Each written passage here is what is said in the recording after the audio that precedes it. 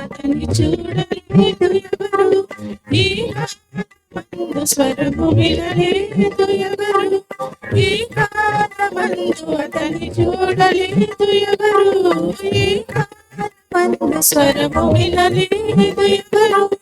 దేవుని చూస్తే నరుడే బ్రతుకడు, అతని చూసే శక్తి కళ్ళకు లేదు. చూసాడు యేసు పరలోకంలో దేవుని, చూసి పరలోకమని యేసుని చూసి దేవుని తెలుసుకో. బయలుపరిచింది యేసని చదువుకో, ఈ నరులెవరు చూడలేరు తెలుసుకో. స్వర్గానికి యేసే ఆధారి, దేవుని చూస్తావు ఒకసారి.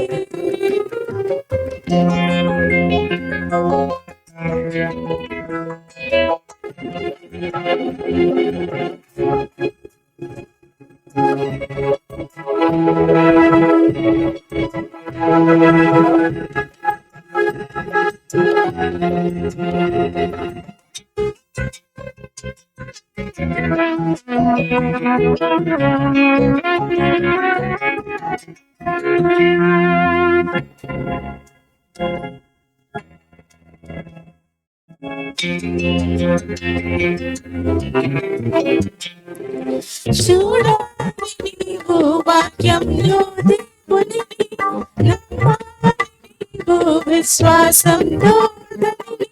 చూడాలి నీవు వాక్యంలో దేవునిని, నమ్మాలి నీవు విశ్వాసంతో. వినుట వలన విశ్వాసం కలుగును, విని నమ్మితే స్వర్గం నీకే దొరుకును. దేవుని చూసి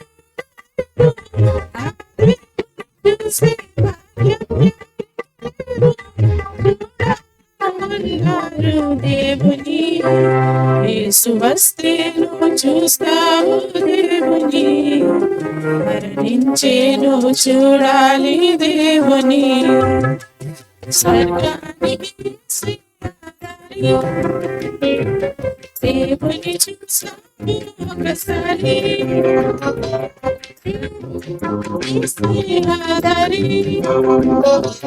దేవుని చూస్తావు ఒకసారి.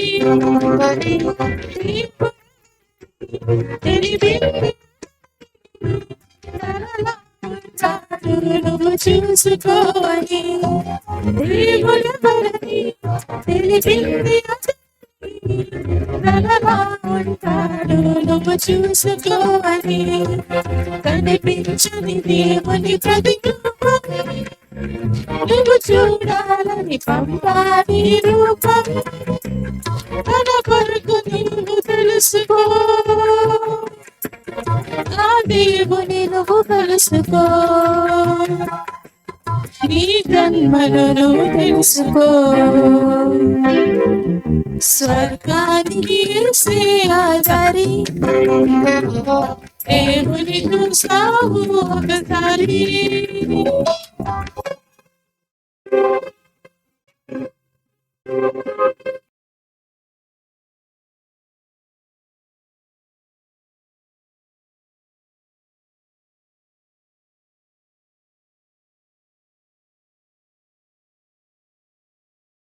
ఒక మంచి పాట పాడుతూ దేవుని మహింపరచవలసిన కోరుచున్నామండి.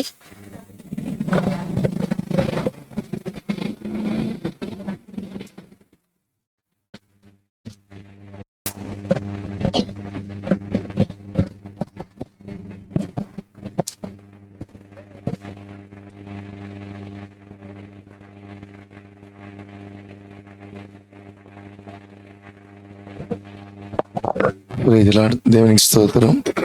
దేవుడు ఈ సమయాన్ని ఇచ్చినందుకు దేవునికి కృతజ్ఞతాస్తుతులు చెల్లిస్తున్నాను. నేను పాడబోయే పాట ఏంటంటే నాకీయము ప్రభుని ప్రేమ అని దీపం సాంగ్. నాకీయము ప్రభుని ప్రేమని మిమ్మును సేవింప దాసుని వలెను. నాకీయము ప్రభుని ప్రేమని మిమ్మును సేవింప దాసుని వలెను. కల్వరి ప్రేమకు చూపిన నాడు నన్ను నేనే మరచితిని. గెలిచెను నన్నే ఇహమేమి చేతును. త్యాగము గల ప్రేమ ఇయ్యము దేవా. నాకీయము ప్రభుని ప్రేమని నాకీయము ప్రభుని ప్రేమని. లౌకిక జనులు పాడగుచుండ నీ ప్రేమ లేక జీవింతునా. ఈ సుఖ భోగము నాకిల లోకమునందు త్యాగము గల ప్రేమ ఇయ్యుము దేవా. నాకీయము ప్రభుని ప్రేమని మిమ్మును సేవింప దాసుని వలనే. ఆత్మయు జీవము శరీరము కూడా సంపూర్ణముగా బలి చేస్తి. ఈ పేదను నీవు అంగీకరించి త్యాగము గల ప్రేమ ఇయ్యము దేవా. నాకీయము ప్రభుని ప్రేమని మిమ్మును సేవింప దాసుని వలనే. నాకీయము ప్రభుని ప్రేమని. మత్సరమేలేదు నీ యొక్క ప్రేమకు డంబపు ప్రవచనయు లేదు. ఆ సర్వము సహించు నీ యొక్క ప్రేమ త్యాగము గల ప్రేమ ఇయ్యుము దేవా. నాకీయము ప్రభుని ప్రేమని మిమ్మును సేవింప దాసుని వలనే. Praise lord.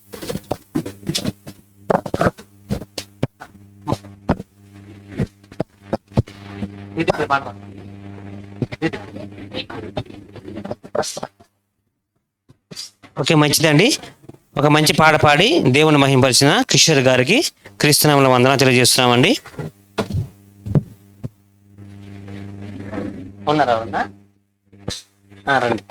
ఈ సమయంలో ఈరోజు పుట్టినరోజు జరుపుకుంటుండండి దేదీప్య, అలాగే శాలిని, ఇరువురు వచ్చి ఒక మంచి పాట పాడుతూ దేవుని మహిమపరచవలసిందిగా కోరుచున్నాం.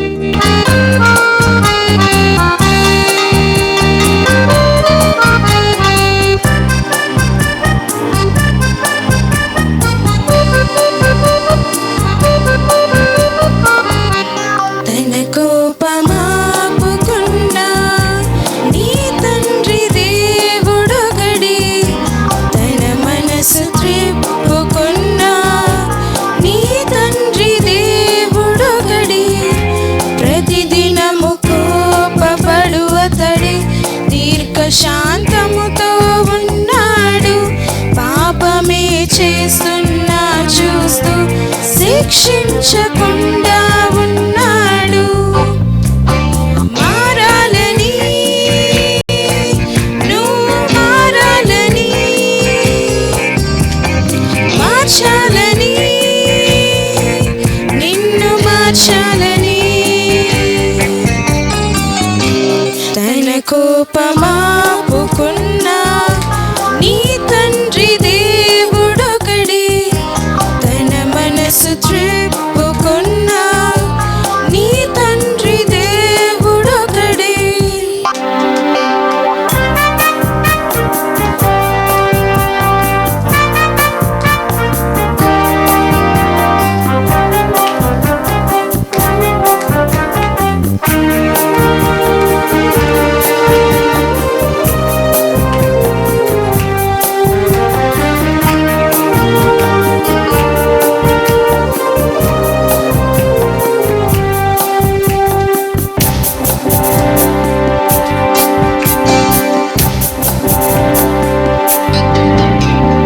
ఈ దినము నీ కొరకు ఏం చేశాడో దాన్ని రాశాడు తన లేఖలో.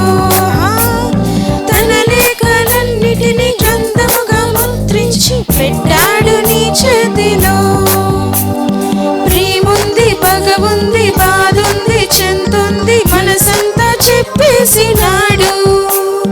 తన మాట వినకుంటే తన చెంతకు రానంటే నువ్వు దక్కవని తెలిపినాడు. మనసులో ఉన్నది ఏ మనిషి అది చెప్పడు. తన మనసులో ఉన్నది రాశాడు ఆ దేవుడు.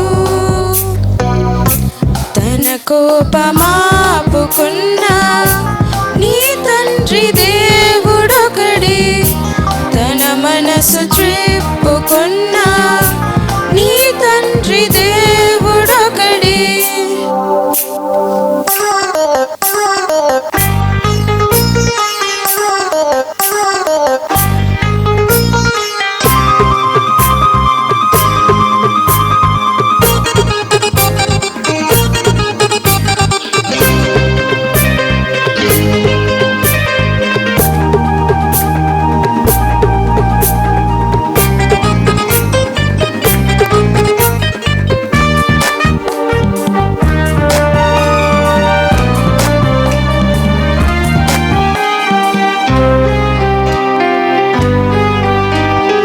ఆకాశమే చూడు ఎంతున్నది, ఈ భూమిపై చూడు ఎన్నున్నవి.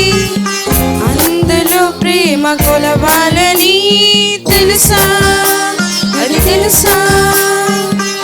ఆకలిస్తుందని నీకని చెట్టు చెయ్యాలని వంటని రుచి చూడు ఆ తండ్రి ప్రేమ. కొలవాలి ఆ తండ్రి ప్రేమ. నీ కోసమే చూడు ఎన్నున్నవి, ప్రాణాలు ఇస్తున్నవి నీకని. కొలవాలి ఆ తండ్రి ప్రేమ. చూపించు నీకున్న ప్రేమ. మనసులో ఉన్నది ఏ మనిషి అది చెప్పడు. తన మనసులో ప్రేమని చూపించాడు ఆ దేవుడు. తన కోపమాపుకున్నా నీ తండ్రి దేవుడొకడే. తన మనసు చూపుతున్నా నీ తండ్రి దేవుడొకడే.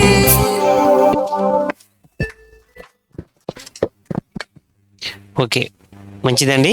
ఒక మంచి పాట పాడి దేవుని మహిమపరిచిన ఇద్దరు కూడా క్రీస్తునామములో వందనాలు తెలియజేస్తున్నామండి.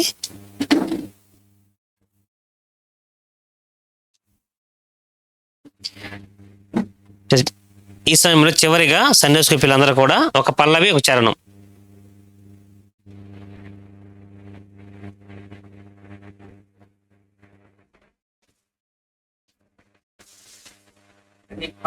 ఒక పల్లవి ఒక చరణం.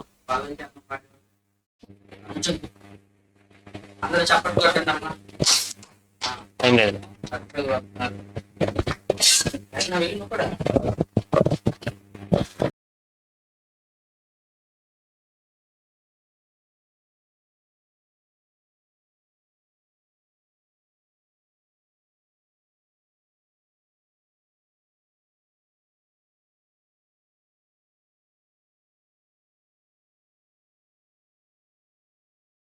చూపించిన దేవుడు లేడా, ఈశ్వరము దేవుడి వలేదా, పసితరములో మాట రాదా, స్వరమున్న మాట్లాడలేవా, మనిషికే మాటలెందుకు, జంతువులు మోగవెందుకు, గొంతిచ్చాడని మతిచ్చాడని స్వరమిచ్చాడని చెప్పవా, చెవులిచ్చాడని వినిపించాడని కళ్ళున్న చూసి చెప్పవా, నిన్ను మూసిన నీ తల్లికి రూపమేదో తెలీదా, నీ తల్లి గర్భంలో రూపమంతా దేవుడే చేశాడుగా, నిన్ను మోసిన నీ తల్లికే రూపమేదో తెలీదా, నీ తల్లి గర్భంలో రూపమంతా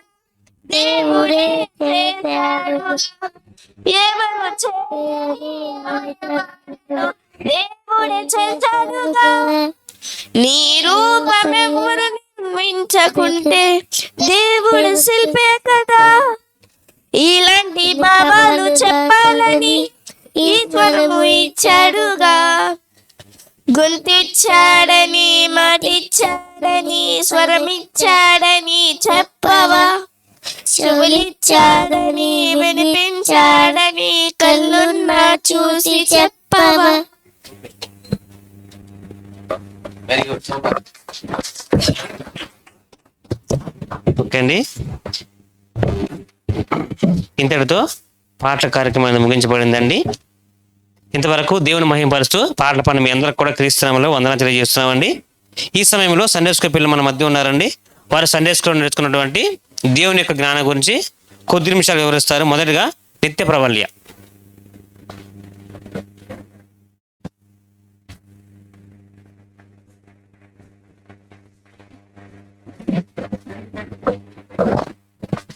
అందరికీ వందనాలు. నా పేరు నిత్య ప్రవల్య. నేను చెప్పబోయే అంశము గుడ్ హ్యాబిట్స్. ప్రతిరోజు ప్రార్థన చేయడం మరియు ధ్యానం చేయడం, కృతజ్ఞత చూపించడం, నిజాయితీగా జీవించడం, ప్రేమ చూపించడం, చెడుని దూరంగా ఉంచటం, సంఘంలో కలిసికట్టుగా జీవించటం, కష్టపడి పనిచేయడం. అందరికీ వందనాలు. ఓకే, వెరీ గుడ్ అండి. నిజంగా ఇవన్నీ మనం పాటిస్తాండి, ఇవన్నీ ఖచ్చితంగా 100% పరలోకం వెళ్తాం కదండి మన జీవితాల్లో పాటిస్తే. ఓకే, మంచిది. నెక్స్ట్ దైవలిఖిత, అనంతరం దైవ స్పందన కూడా సిద్ధంగా ఉండాలి. కొంచెం సౌండ్ పెట్టనమ్మా, కొంచెం సౌండ్. దైవ స్పందన, నెక్స్ట్ ఉపదేశ్,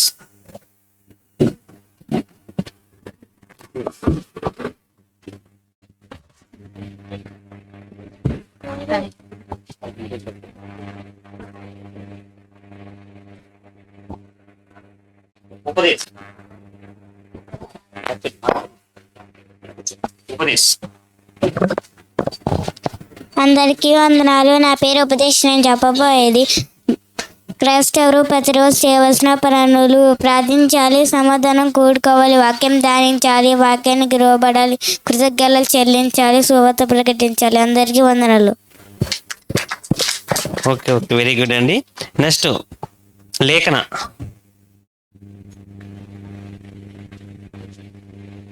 కొన్ని చిన్ననాటి నుంచి నిజంగా దేవుని యొక్క జ్ఞానం నేర్చుకుంటే దైవాలుగా మారతారండి. అందరికీ వందనాలు. నా పేరు లేఖన. నేను చెప్పే అంశం పేరు ధన్యతలు. ఆత్మ విషయమై దీనిలైన వారు ధన్యులు, పరలోక రాజ్యం వారిది. దుఃఖపడు వారు ధన్యులు, వారు ఓదార్చబడుదురు. సాత్వికులు ధన్యులు, వారు భూలోకమును స్వతంత్రించుకొందురు. నీతి కొరకు ఆకలి తప్పులు గలవారు ధన్యులు, వారు తృప్తిపరచబడుదురు. కనికరము గలవారు ధన్యులు, వారు కనికరం పొందుదురు. హృదయశుద్ధి గలవారు ధన్యులు, వారు దేవుని చూచెదరు. సమాధానపరచువారు ధన్యులు, వారు దేవుని కుమారులను బడుదురు. నీతి హింసించబడువారు ధన్యులు, వారు పరలోక రాజ్యం వారిది. నా నిమిత్తము జనులు మిమ్మును నిందించి హింసించి మీ మీద అబద్ధముగా చెడ్డ మాటల పలుకున్నప్పుడు మీరు ధన్యులు. అందరికీ వందనాలు. ఓకే, వెరీ గుడ్, మంచిదండి. మరొకరిగా ప్రవచన చివరిలో దైవ స్పందన సిద్ధంగా ఉండాలి. అందరికీ వందనాలు. నా పేరు ప్రవచన. నేను చెప్పబోయే అంశము సోమరితనము. పిల్లలకి ఉండే లక్షణము సోమరితనం. సామెతలు 6:6 సామెతలు 6:6 సోమరి చీమల యొద్దకు వెళ్ళుము, వాటి నడకలను కనిపెట్టి జ్ఞానము తెచ్చుకొనుము. చీమలు ఎండాకాలంలో తమకు కావలసిన ఆహారమును సమకూర్చుకుంటాయి. తర్వాత ఆహారము ఉండదని అవి చేసే పని యొక్క క్రమ పద్ధతిలో చేస్తాయి. వీటిని చూసి మనం కూడా సోమరితనంగా ఉండకుండా ఎప్పటి పని అప్పుడు చేస్తూ రాబోయే కాలానికి సంబంధించిన టైం టేబుల్ ముందుగానే వేసుకొని దేవుడి పనిలో బిజీగా ఉండాలని దేవుడు కోరుకుంటున్నాడు. చీమలకి ఉన్న జ్ఞానం చూసి మనం కూడా తెలివిగా ఉంటూ సోమరితనాన్ని విడవాలని నా మాటలు ముగిస్తున్నాను. అందరికీ వందనాలు. ఓకే, మంచిదండి. చివరిగా దైవ స్పందన. అందరికీ నా పేరు దేవస్పందన. నేను చెప్పబోయేది బైబిల్లోని భక్తిహీన భార్యాభర్తలు. ఆహాబు, యెజబెలు, హామాను, జెరెషు, యెరోరాము అతల్య, యెరోరాము అతని భార్య అననీయ చెప్పి. అందరికీ ఉన్నారు. ఓకే, మంచిదండి. ఏమంటే ఇంతవరకు దేవుని యొక్క మాటలు అందించిన సండే స్కూల్ పిల్లలందరి నిమిత్తం మీ అందరూ కూడా చప్పట్లతో వారిని అభినందించవచ్చున్నామండి. ఓకే, మంచిదండి. ఈ సమయంలో వాక్య పాఠం చేసుకుందామండి. మత్తయి సువార్త 5వ అధ్యాయము. మత్తయి సువార్త 5వ అధ్యాయము. మత్తయి సువార్త 5వ అధ్యాయము 20వ వచనం అండి. మన మధ్య ఉన్నటువంటి పెద్దలు శేఖర్ గారు వచ్చి చదివి వినిపించవలసిందిగా కోరుచున్నామండి. మత్తయి సువార్త 5వ అధ్యాయము 20వ వచనం. మత్తయి సువార్త 5వ అధ్యాయము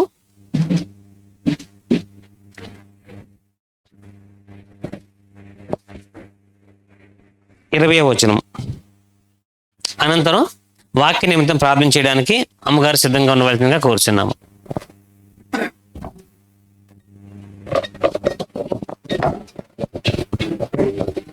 కూడి వచ్చిన మీ అందరికీ ప్రభు పేరట వందనాలండి.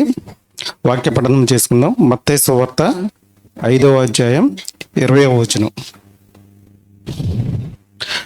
శాస్త్రుల నీతి కంటేను పరిసయ్యుల నీతి కంటేను మీ నీతి అధికముగా కాని యెడల మీరు పరలోక రాజ్యంలో ప్రవేశింపనేరని మీతో చెప్పుచున్నాను. ఇటు అవకాశం ఇచ్చిన అధ్యక్షుల వారికి వందనాలు. ఓకే, మంచిదండి. వాక్య పాఠం చేసిన పెద్దలు శేఖరన్ని గారికి క్రీస్తునామములో వందనాలు తెలియజేస్తామండి. ఈ సమయంలో ముఖ్య వాక్య సందేశం నిమిత్తం ప్రార్థన చేయవలసిందిగా అమ్మగారిని కోరుచున్నాము.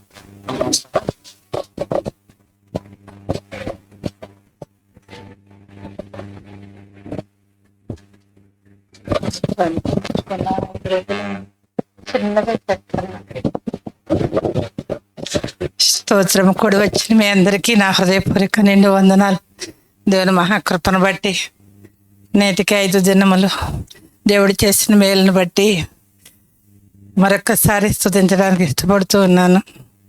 తంటేశారండి, ఈ దినం 5వ దినమే అయినప్పటికీ దేవుడు నాకు ఇచ్చిన సమయాన్ని సద్వినియోగపరచుకోవడానికి సంతోషపడుతున్నాను. కళ్ళు మూసుకొని ప్రార్థన చేసుకున్నాం.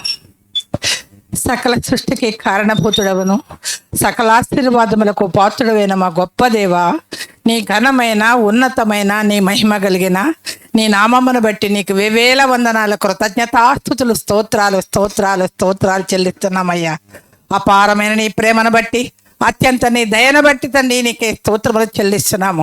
గడిచినటువంటి కాలమంతా నీ కృపలో భద్రపరిచి తండ్రి నీకే స్తోత్రములు చెల్లిస్తున్నాము. నాయన మీరు లోకమును ఎంతో ప్రేమించిన మాట ప్రకారంగా లోకములో ఒక భాగమైన ఈ దేవీనగర ప్రాంతాన్ని మీరు ఏర్పాటు చేసుకుని నాయన అందులో నీ బిడ్డలను మీరు పిలుచుకొని మలుచుకొని నాటి నుంచి నేటి వరకు తండ్రి నీ స్తోత్రాలు అయ్యా. నీ కృపలో దాచిన దేవా నీకే స్తోత్రములు చెల్లించుకొనిచున్నాము ప్రభువా. మీరు ఇచ్చిన గొప్ప రక్షణను బట్టి ప్రభు నీకే స్తోత్రములు. నీ బిడ్డలు ఈ దినముందు నీ జన్మదినమున తండ్రి నీ జ్ఞాపకము చేసుకొని తండ్రి నీకే స్తోత్రాలు నాయన. అయ్యా ఈ గుడికని నా తండ్రి నీ స్తోత్రం జరిగించడానికి మీరు ఇచ్చినటువంటి ప్రేరేపణను బట్టి నీకు వందనాలు ప్రభువా. అందునిమిత్తమై వచ్చిన దైవ సేవకులను బట్టి నీకు వందనాలు నాయన. నీ బిడ్డలైన పరిశుద్ధులందరిని బట్టి కూడా నీకు వందనములు ప్రభువా. ఇంతవరకు ప్రార్థించి ప్రారంభించినటువంటి ఈ కూడికలు పాటల ద్వారా మీరు మహిమ పొందినారు నాయన నీకే స్తోత్రములు. అంతేకాదు చిన్న బిడ్డలను ప్రభువా మీరు నిలవబెట్టుకొని తండ్రి చిన్ననాటి నుంచి నీ సన్నిధిలో ప్రభువా నీ బిడ్డలు ఈ విధముగా పెంచినందులకు ఈ విధముగా నీ లేఖనములను ప్రభువా నీకే స్తోత్రాలయ్యా. ధ్యానించుటకు నిన్ను సంతోషపెట్టుటకు ప్రభువా మిమ్మల్నే కాదు మేమందరూ కూడా ఆనందించి నీకు కృతజ్ఞతాస్తుతులు చెల్లిస్తున్నాము. ప్రాముఖ్యంగా ఈ దినమందు తండ్రి నీకే స్తోత్రములు చెల్లిస్తున్నాము ప్రభువా. అయ్యా మీరు అయ్యా మీ మాటలు వినాలని ప్రభువా మాటల మీకున్న ఉద్దేశాన్ని సంకల్పాన్ని ప్రణాళిక అంతటిని కూడా ప్రభువా నీకే స్తోత్రములు చెల్లిస్తున్నాము నాయన. మీ సేవకులను మీరు నిలవపెట్టుకొని మరుజుగుపరుచుకొని ప్రభువా నీ సేవకుల ముఖాంతరము నుంచి నాతోనూ మాతోనూ ఈ ప్రాంత ప్రజలతోనూ ప్రతి ఒక్కరితో కూడా సూటిగా తేటగా మాట్లాడి తండ్రి నీ స్తోత్రాలని నామమును తెచ్చుకొని మహిమ తెచ్చుకోమని ప్రార్థన చేస్తున్నాము. అలాగనే కూడిక ఏర్పాటు చేసుకున్న కుటుంబానికి రావలసిన ప్రత్యేకమైన దీవెన ఆశీర్వాదములు మహిమలో నుంచి మీరు పంపించి నీ నామమునకే ఘనత మహిమ ప్రభావాలు తెచ్చుకుంటారని యేసయ్య వారి సర్వశక్తి గల నామములో ప్రార్థించి స్తుతించి అడిగి వేడుకొని పొంది నాము తండ్రి ఆమేన్. ఓకే, మంచిదండి. ప్రార్థన చేస్తున్న అమ్మగారికి క్రీస్తునామములో వందనాలు తెలియజేస్తున్నామండి. ఈ సమయంలో ముఖ్య వాక్య సందేశం అందించవలసిందిగా బైబిల్ కళాశాల ప్రిన్సిపాల్ గారు అయినటువంటి దైవజనులు గారికి ఈ యొక్క సమయం అప్పగిస్తున్నాము.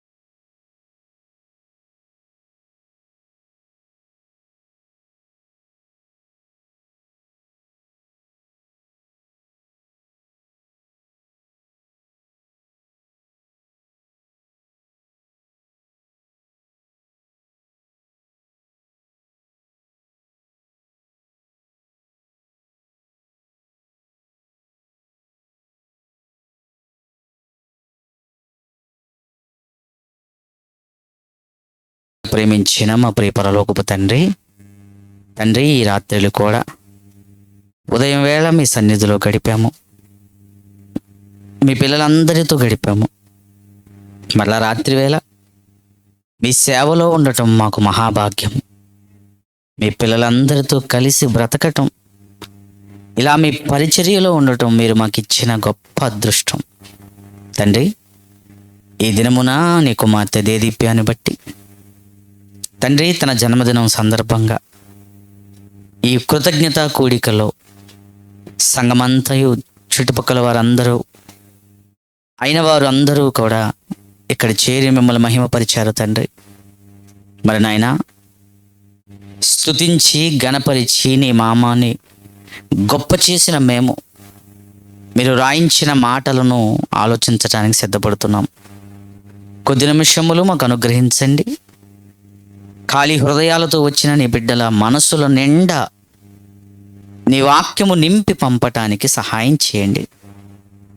సమస్తమును మీకు మహిమకరంగా జరుగుటకు సహాయం చేయమని క్రీస్తు వారి పేరట ఈ ప్రార్థన అడిగి వేడుకొనుచున్నాము తండ్రి, ఆమెన్. కూడి వచ్చిన మీ అందరికీ, అలాగే వేదిక మీద ఉన్న సేవకులకు, ప్రార్థించి పాటలు పాడిన వారందరికీ ప్రభు అయిన యేసుక్రీస్తు వారి పేరట వందనాలు తెలియజేస్తున్నాను. ప్రేమైన వారులారా, ఈ కృతజ్ఞత కూడికలో ఒక ప్రత్యేకమైన అంశాన్ని మనందరం కలిసి దేవుడి మాటల నుండి ఆలోచించేద్దాం.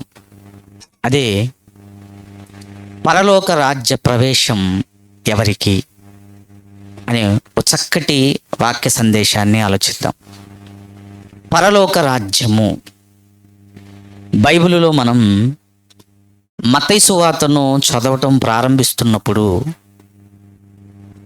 మత్తయి, మార్కు, లూకా, యోహాను ఈ 4 సువార్తలు మనకు కనబడుతూ ఉంటాయి. పాత నిబంధనలో ఉన్న 39 పుస్తకాలు మనం అర్థం చేసుకుంటే, కొత్త నిబంధనలో ఉన్న ఈ మొదటి 4 పుస్తకాలే ప్రారంభ సువార్తలుగా మనందరికీ తెలుసు. ఈ సువార్తను ప్రారంభిస్తూ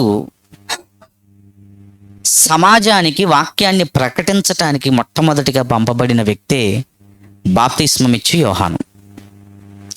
యోహాను గారు తన బాప్తిసం ఇచ్చే పరిచర్యను, వాక్య పరిచర్యను ప్రారంభిస్తూ ఆయన పలికిన తొలి మాటలను మనం చూస్తే, ఆయన మాటల్లో మొదట పలికిన మాట చూద్దాం. మత్తయి సువార్త 3వ అధ్యాయము, మత్తయి సువార్త 3వ అధ్యాయము 1-2 వచనాలు మనం చదువుకుందాం ప్రియులారా. మత్తయి సువార్త 3వ అధ్యాయము 1-2 వచనాలను మనం జాగ్రత్తగా చదువుదాం. ఆ దినములయందు బాప్తిస్మమిచ్చు యోహాను వచ్చి, ఏది దగ్గరకు వచ్చిందని చెబుతున్నాడండి ఆయన? పరలోక రాజ్యం. అంటే రాజ్యాల గురించి మనకు తెలుసు. ఒక రాజు ఉంటాడు, రాజ్యం ఉంటుంది, ప్రజలు ఉంటారు, పరిపాలన జరుగుతుందని మనకు తెలుసు. భూమి మీద ఉన్న రాజ్యాల గురించి ఆయన చెప్పటం లేదు. ఆయన చెబుతున్నది పరలోక రాజ్యం. పరలోక రాజ్యం అంటే పరలోకంలో ఉండాలనకండి. పరలోక రాజ్యం అంటే పరలోకం ఉండేది అనుకోకండి. ఎందుకంటే యేసుప్రభు నీ రాజ్యము అంటే పరలోకానికి సంబంధించిన రాజ్యం ఎక్కడికి రాబోతుంది? అది ఇది ఏ రాజ్యం? పరలోక రాజ్యమే, కానీ ఎక్కడికి రాబోతుంది? భూమి మీదకి రాబోతుంది. ఆ మాట చెప్తున్నాడు చూడండి. పరలోక రాజ్యము సమీపించి ఉన్నదంటే ఏంటి? వస్తుంది. ప్రేమ దేవుని పిల్లరా, బాగా ఆలోచిద్దాం. పరలోక రాజ్యము భూమి మీదకి రండి, వస్తుంది అని ప్రభు అయిన యేసుక్రీస్తు వారు తన సేవా జీవితంలో కూడా, ఆయన సువార్త ప్రారంభిస్తూ కూడా చెప్పిన మాట ఒకసారి మళ్ళీ చూద్దాం మనం. మత్తయి సువార్త 4వ అధ్యాయం 17వ వచనం చూడండి. ఇది మనం బాప్తిస్మిచ్చు యోహాను గారిని చూసాం. ఏమంటే అమ్మగారికి స్టంట్ వేసి 5 రోజులు అయిందట. చూసి ఎంత గట్టి చెప్తున్నారు. మనకు నోట్లోంచి మాట బయటికి రాదు. ఏమండి? దేవుడికి స్తోత్రం. యేసు ప్రభు వారు తన ప్రారంభ పరిచర్యలో వాక్యాన్ని చెబుతూ దేని గురించి చెప్తున్నాడు అంటే, అప్పటి నుంచి యేసు పరలోక రాజ్యము సమీపించి ఉన్నది అని. అంటే యోహాను గారి మాటల్లో కానివ్వండి, యేసు ప్రభు వారి మాటల్లో కానీ మనకు కనబడుతుంది ఏంటి అంటే, పరలోకానికి సంబంధించిన దేవుడి రాజ్యం భూమి మీదకు రాబోతుంది. ఆ రాజ్యంలో మనమంతా ఏం చేయాలి? ప్రవేశించాలి. బాప్తిస్మిచ్చు యోహాను గారు చెప్పిన మాట కానివ్వండి, యేసు ప్రభు వారు చెప్తున్న మాట కానివ్వండి, సమీపిస్తుంది అని చెప్పారు. ఇప్పుడు మళ్ళీ ఒకసారి బాప్తిస్మిచ్చు యోహాను గారు ఏమని కంటిన్యూ చేస్తున్నారో చూద్దాం. పరలోక రాజ్యము సమీపించి ఉన్నది, మారు మనసు పొందుడని. అంటే ఆయన ప్రకటనలో, సేవా ప్రకటనలో ఆయన ఏం చెప్తున్నాడంటే, పరలోక రాజ్యం వస్తుంది, మీరు మారు మనసు పొందండి అన్నట్టు. ఇప్పుడు యేసుప్రభు వారు ఏమంటున్నారు చూడండి. మళ్ళీ యేసుప్రభు వారు ఏమంటున్నారు చూడండి. పరలోక రాజ్యము సమీపించి ఉన్నది గనుక మారు మనసు పొందుడి అని చెప్పుచుండెను, ప్రకటింప మొదలు పెట్టాను. అంటే బాప్తిస్మిచ్చు యోహాను గారి మాటల్లో కానివ్వండి, యేసుప్రభు వారి మాటల్లో కానివ్వండి, పరలోక రాజ్యం వస్తుంది, వస్తున్న ఆ రాజ్యంలో మీరు ప్రవేశించాలి. అలా ప్రవేశించాలంటే మీకు ఏం కావాలి? మారు మనసు కావాలి. మారు మనసు కావాలి. ఇప్పుడు మారు మనసు పొందిన తర్వాత ఏం చేయాలి? మనం ఏం చేయాలి చెప్పండి? బాప్తిస్మము తీసుకోవాలి, అవునా? ఇప్పుడు యోహాను గారి దగ్గరికి బాప్తిస్మం తీసుకోవడానికి కొంతమంది వస్తున్నారు. 3వ అధ్యాయంలో చూద్దాం ఒకసారి. ఎవరు వస్తున్నారు? సమరయులు, ఏమండి, యెరూషలేము వారు, యోదయ వారు అందరూ వస్తున్నారట. వస్తున్నప్పుడు 6వ వచనంలో ఏమంటున్నాడు చూడండి. తమ పాపములను ఒప్పుకొనొచ్చు యోర్దాను నదిలో అతని చేత బాప్తీసం పొందిరి. ఏం జరుగుతుందండి? పరలోక రాజ్యం వస్తుందని చెప్పాడు, అందులో మీరు ప్రవేశించాలని చెప్పాడు. అలా ప్రవేశించాలంటే మీరు మనసు మార్చుకోవాలి అన్నాడు. మనసు మార్చుకొని పాపాలు ఒప్పుకొని బాప్తీసం పొందండి. ఏమండి, ఇక్కడ దాకా బాగుంది. కిందకు వచ్చేసరికి బాప్తీసం పొందడానికి కొంతమంది వస్తున్నారు. వస్తున్నప్పుడు ఏమంటున్నారు చూడండి. అతడు పరిసయ్యులలోను సద్దూకయ్యులలోను అనేకులు బాప్తీసం పొందవచ్చుట చూచి, సర్పసంతానమా, రాబో ఉగ్రతను తప్పించుకొనుటకు మీకు బుద్ధి చెప్పిన వాడెవడు? మారు మనస్సు తగినట్లు ఫలము ఫలించుడి. అంటే మారు మనసుకు తగిన ఫలం అన్నాడు చూడండి. పరలోక రాజ్యం మనసులో పెట్టుకోండి, అందులో మనం అంతా ప్రవేశించాలన్న విషయం మనసులో పెట్టుకోండి. అలా ప్రవేశించాలంటే మారు మనసు మనకు ఉండాలి అనే విషయం మనసులో పెట్టుకోండి.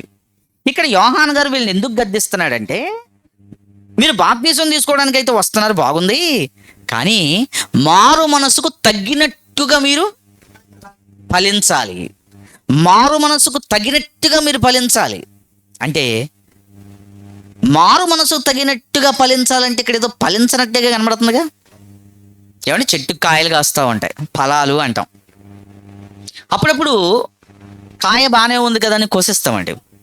కోసిన తర్వాత జాంకాయలు ఎక్కువగా, కాయ పెద్దగానే ఉంటుంది కదండి, కొన్ని వగరగా ఉంటాయి. అప్పుడు వాటిని చూసి ఏమంటాం మనం? ఏమండి, కాయ ఇంకా తయారవ్వలేదు, మనం తినడానికి అనుగుణంగా తయారవ్వలేదు, అవునా? అలాగే కొన్ని పిందెలు ఉంటాయి, చిన్న సైజు ఉంటాయి. పిల్లలు ఏం చేస్తారంటే తెలిసిక గబుక్కున కోసేస్తారు. ఏమండి, అప్పుడు మనం పిల్లలతో మాట్లాడుతూ ఏమంటామంటే, నాయనా ఇంకా అవి తినడానికి సరి అయిన విధంలో ఫలించలేదు, అవునా? అంటే ఇప్పుడు కాయ ఫలించకపోతే మనకు ఉపయోగపడదు. అలాగే బాప్తీసం పొందడానికి వస్తున్న వీళ్ళు మనసు మార్చుకున్నాం అంటున్నారు, కానీ తగినట్లుగా ఫలించలేదు, తగినట్లుగా లేరు. ఉదయం ఒక సందర్భం చెప్పాను, మళ్ళీ చెప్తాను. ఏమండి, ఒక వ్యక్తి దేవుని నమ్మాలి, విశ్వసించాలి, అతని పాపాలు అతను కడగబడతాయని నమ్మాలి, దేవుడు పరలోకం ఇస్తాడని నమ్మాలి, అవునా? విశ్వసించాలంటే ఇవన్నీ ఉన్నాయి కదా. మరి ఈ విశ్వాసం అనేది ఏమీ లేకుండా ఈరోజు పెళ్ళిళ్ళు చేస్తున్నారు. కొందరు పెళ్ళిళ్ళు చేస్తూ ఇద్దరికి బాప్తీసం ఇచ్చేయమంటున్నారు. అమ్మాయికి విశ్వాసం లేదు, అబ్బాయికి విశ్వాసం లేదు. అమ్మాయికి మారు మనసు అంటే ఏంటో తెలీదు, అబ్బాయికి మారు మనసు అంటే ఏంటో తెలీదు. అసలు పాప క్షమాపణ, పశ్చాత్తాపం అనేది లేదు వాళ్ళలో. మరి ఇలాంటి వాళ్లకు బాప్తీసం ఇస్తే రక్షణ వస్తుందా? అంతే కదండి, అంతే కదా. ఏమండి, ఇంటికి పెద్ద అని చిన్నపిల్లోడిని మెడలో కండ వేసి కూర్చోబెట్టిస్తే కుర్చీలో పెద్దవాడు ఎప్పుడు పెద్దవాడు అవుతాడు? దానికి తగ్గ వయస్సు, దానికి తగ్గ అనుభవం రావాలా లేదా? రావాలి. అంటే వయస్సు అనుభవం వచ్చిన తర్వాత నువ్వు కుర్చీలో కూర్చోబెట్టకపోయినా పెద్దోడే, కండువా వేయకపోయినా పెద్దోడే. ఇప్పుడు మీరు జాగ్రత్తగా ఆలోచించండి. పరలోక రాజ్యంలో ప్రవేశించడానికి వస్తున్న వీళ్ళని బాప్తీసం ఇచ్చి యోహాను అన్నాడు, సర్ప సంతానం మీరు సరిగ్గా మారలేదు, మారు మనసుకు తగిన ఫలం ఫలించండి అన్నాడు. అంటే ఇక్కడ మనం ఏదో అర్థం చేసుకోవాల్సింది ఉంది, ఏదో అర్థం చేసుకోవాల్సి ఉంది. ఎందుకంటేనండి, ఈరోజు మనం దేవుణ్ణి అంగీకరించాము, బాప్తీసం పొందాము, దేవుడి సన్నిధికి వెళుతున్నాం. మీరు చెప్పండి, నిజంగా మన బుద్ధులు ఇలాగే ఉంటే మనం పరలోకానికి అర్హులమా? చాలామంది మాట్లాడుతూ ఏమంటే రక్షణ పొందారండి మీరు, ఏంటి ఆ నోటించి మాటలు అంటాం లేదా? రక్షణ పొందిన నోరు ఎలా ఉండాలి? ఏమండి, మీరు బాప్తీసం పొందారు కదా, ఏంటండి ఆ ప్రవర్తన ఏంటండి, ఆ మూర్ఖత్వం ఏంటండి అంటాం లేదా? అంటే ఇప్పుడు మీరు ఆలోచించండి, మారు మనసుకు తగిన ఫలితం ఉందా, కనబడుతుందా? లేదండి. ఎందుకు లేదో ఒక విషయం చెప్తాను, ఆలోచించాను. ఎవరినైనా కొన్ని రోజుల తర్వాత చూసాం అనుకోండి, వెంటనే వాళ్ళని అనేస్తూ ఉంటాం, వాళ్ళ మార్పును గుర్తించి ఏమంటాం, ఏంటమ్మా ఈ మధ్యన కొంచెం బాగా తగ్గినట్టున్నావు అంటే మార్పు కనబడిందా? కనబడింది. కొంచెం పెళ్ళైన తర్వాత లావైనట్టున్నావు నువ్వు అంటే మార్పు కనబడిందా? కనబడింది. మరి వస్తున్న ఈ శాస్త్రులు, పరిసయ్యులు, సద్దుకైలను చూసి యోహాను గారు మీరు మారాలి, సరిగ్గా మారాలని ఎందుకన్నాడు? ఆ తర్వాత దీన్ని ఇలాగే మనసులో పెట్టుకోండి. మనం కూడా మన ప్రసంగాల్లో, సేవకుల ప్రసంగాల్లో ఏమండి మీరు మారాలండి, మీరు మార్చుకోవాలండి అని చాలామందికి చెప్తారా చెప్పరా? చెప్తారండి. మీరు కూడా సేవా పరిచర్యలో ఉంటున్నప్పుడు, ప్రార్థనకు వెళ్తున్నప్పుడు ఏమండి మీరు మారుమనసు పొందారా అంటారు, మీరు మార్చుకోవాలండి అంటారు. ఇంతకీ ఎలా మారాలి? ఏ విధంగా మారాలి ఆలోచించండి. ఏమండి నాకు ఒక ఆయన వాక్యం చెప్పాడండి, నన్ను మారమంటున్నాడు, ఎలా మారాలి? మీకేమైనా ఐడియా ఉందా? మీరు మారాలి అని చాలా ప్రసంగాలు చెప్పడం జరిగింది, చాలా సభల్లో మీకు చెప్పడం జరిగింది. కానీ ఎలా మారాలి? ఎలా మారితే ఆ పరలోక రాజ్యంలో ప్రవేశిస్తాం? అది ఈరోజు నేర్చుకోవాలండి మనం. ఏమండి జాగ్రత్తగా ఆలోచిద్దాం. జాగ్రత్తగా బైబిల్లో ఉన్న ప్రతి మాట మనకు ముఖ్యం సమా. చూద్దాం, బైబిల్ తెరుద్దాం. బైబిల్ తెరిచి బైబిల్లో ఒక సందర్భాన్ని జాగ్రత్తగా చదువుకుందాం. ముందుగా లూకా సువార్త 18వ అధ్యాయం 16వ వచనం నుంచి చదువుదాం. లూకా సువార్త 18వ అధ్యాయం 16వ వచనం నుంచి జాగ్రత్తగా చదువుదాం. 15 కూడా చూద్దాం. లూకా సువార్త 18వ అధ్యాయం 15వ వచనం. తమ శిశువులను ముట్టవలెనని కొందరు ఆయన యొద్దకు వారిని తీసుకొని రాగా, ఆయన శిష్యులను చూసి తీసుకుని వచ్చిన వారిని, ఏమంటే సేవకులు అనగానే మనం కూడా పిల్లల్ని పంపిస్తాం కదండి. ఎందుకంటే సేవకులు దీవిస్తే మంచిది, సేవకులు ప్రార్థిస్తే మంచిది, అవునా? నేను ఒక ప్రభుత్వ అధికారి దగ్గరికి వెళ్ళామండి. ఆయన చాలా మంచి భక్తి కలిగిన వాడండి. ఆయన పిల్లలిద్దరిని కూర్చోబెట్టి మోకాళ్ళు వేసి, అయ్యా వాళ్ళని కూడా, వాళ్ళ తల మీద కూడా చెయ్యేసి ప్రార్థన చేయండి అయ్యా అంటున్నాడు.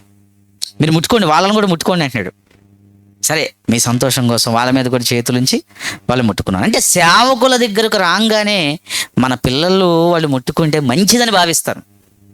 యేసు ప్రభు అంతటి గొప్ప సేవకుడి దగ్గరికి పిల్లల్ని తీసుకొచ్చారట. అయ్యా మా చిన్న పిల్లల మీద చెయ్యవయ్యా, వాళ్ళకి ప్రార్థించయ్యా అని తీసుకొచ్చారట. ఎందుకు పిల్లల్ని తీసుకొస్తున్నారని శిష్యులు గద్దించారట. సందర్భం ఇది. ఇప్పుడు యేసుక్రీస్తు ఏమంటున్నారో చూడండి ఒకసారి. అయితే యేసు వారిని తన యొద్దకు పిలిచి, చిన్న బిడ్డలను ఆటంకపరచక వారిని నా యొద్దకు రానియండి, దేవుని రాజ్యము ఎలాంటి వారిదే. పరలోక రాజ్యం అన్నా దేవుడి రాజ్యం అన్నా ఒకటేనా? ఏం తేడా ఉందా? తేడా ఏం లేదు. అక్కడ పరలోక రాజ్యం అంటే పరలోకానికి సంబంధించింది, దేవుడి రాజ్యం అంటే దేవుడికి సంబంధించిందే. రెండు ఒకటే. పరలోక రాజ్యం అన్నా దేవుని రాజ్యం అన్నా ఒకటే. ఇప్పుడు మీరు జాగ్రత్తగా ఆలోచిస్తే దేవుడి రాజ్యం ఎలాంటి వారిది అన్నాడు? చిన్నబిడ్డలను పిలిపించాడండి. ఇప్పుడు ఈరోజు మన దగ్గర మన ముందు ఉన్నారండి చిన్నపిల్లలు.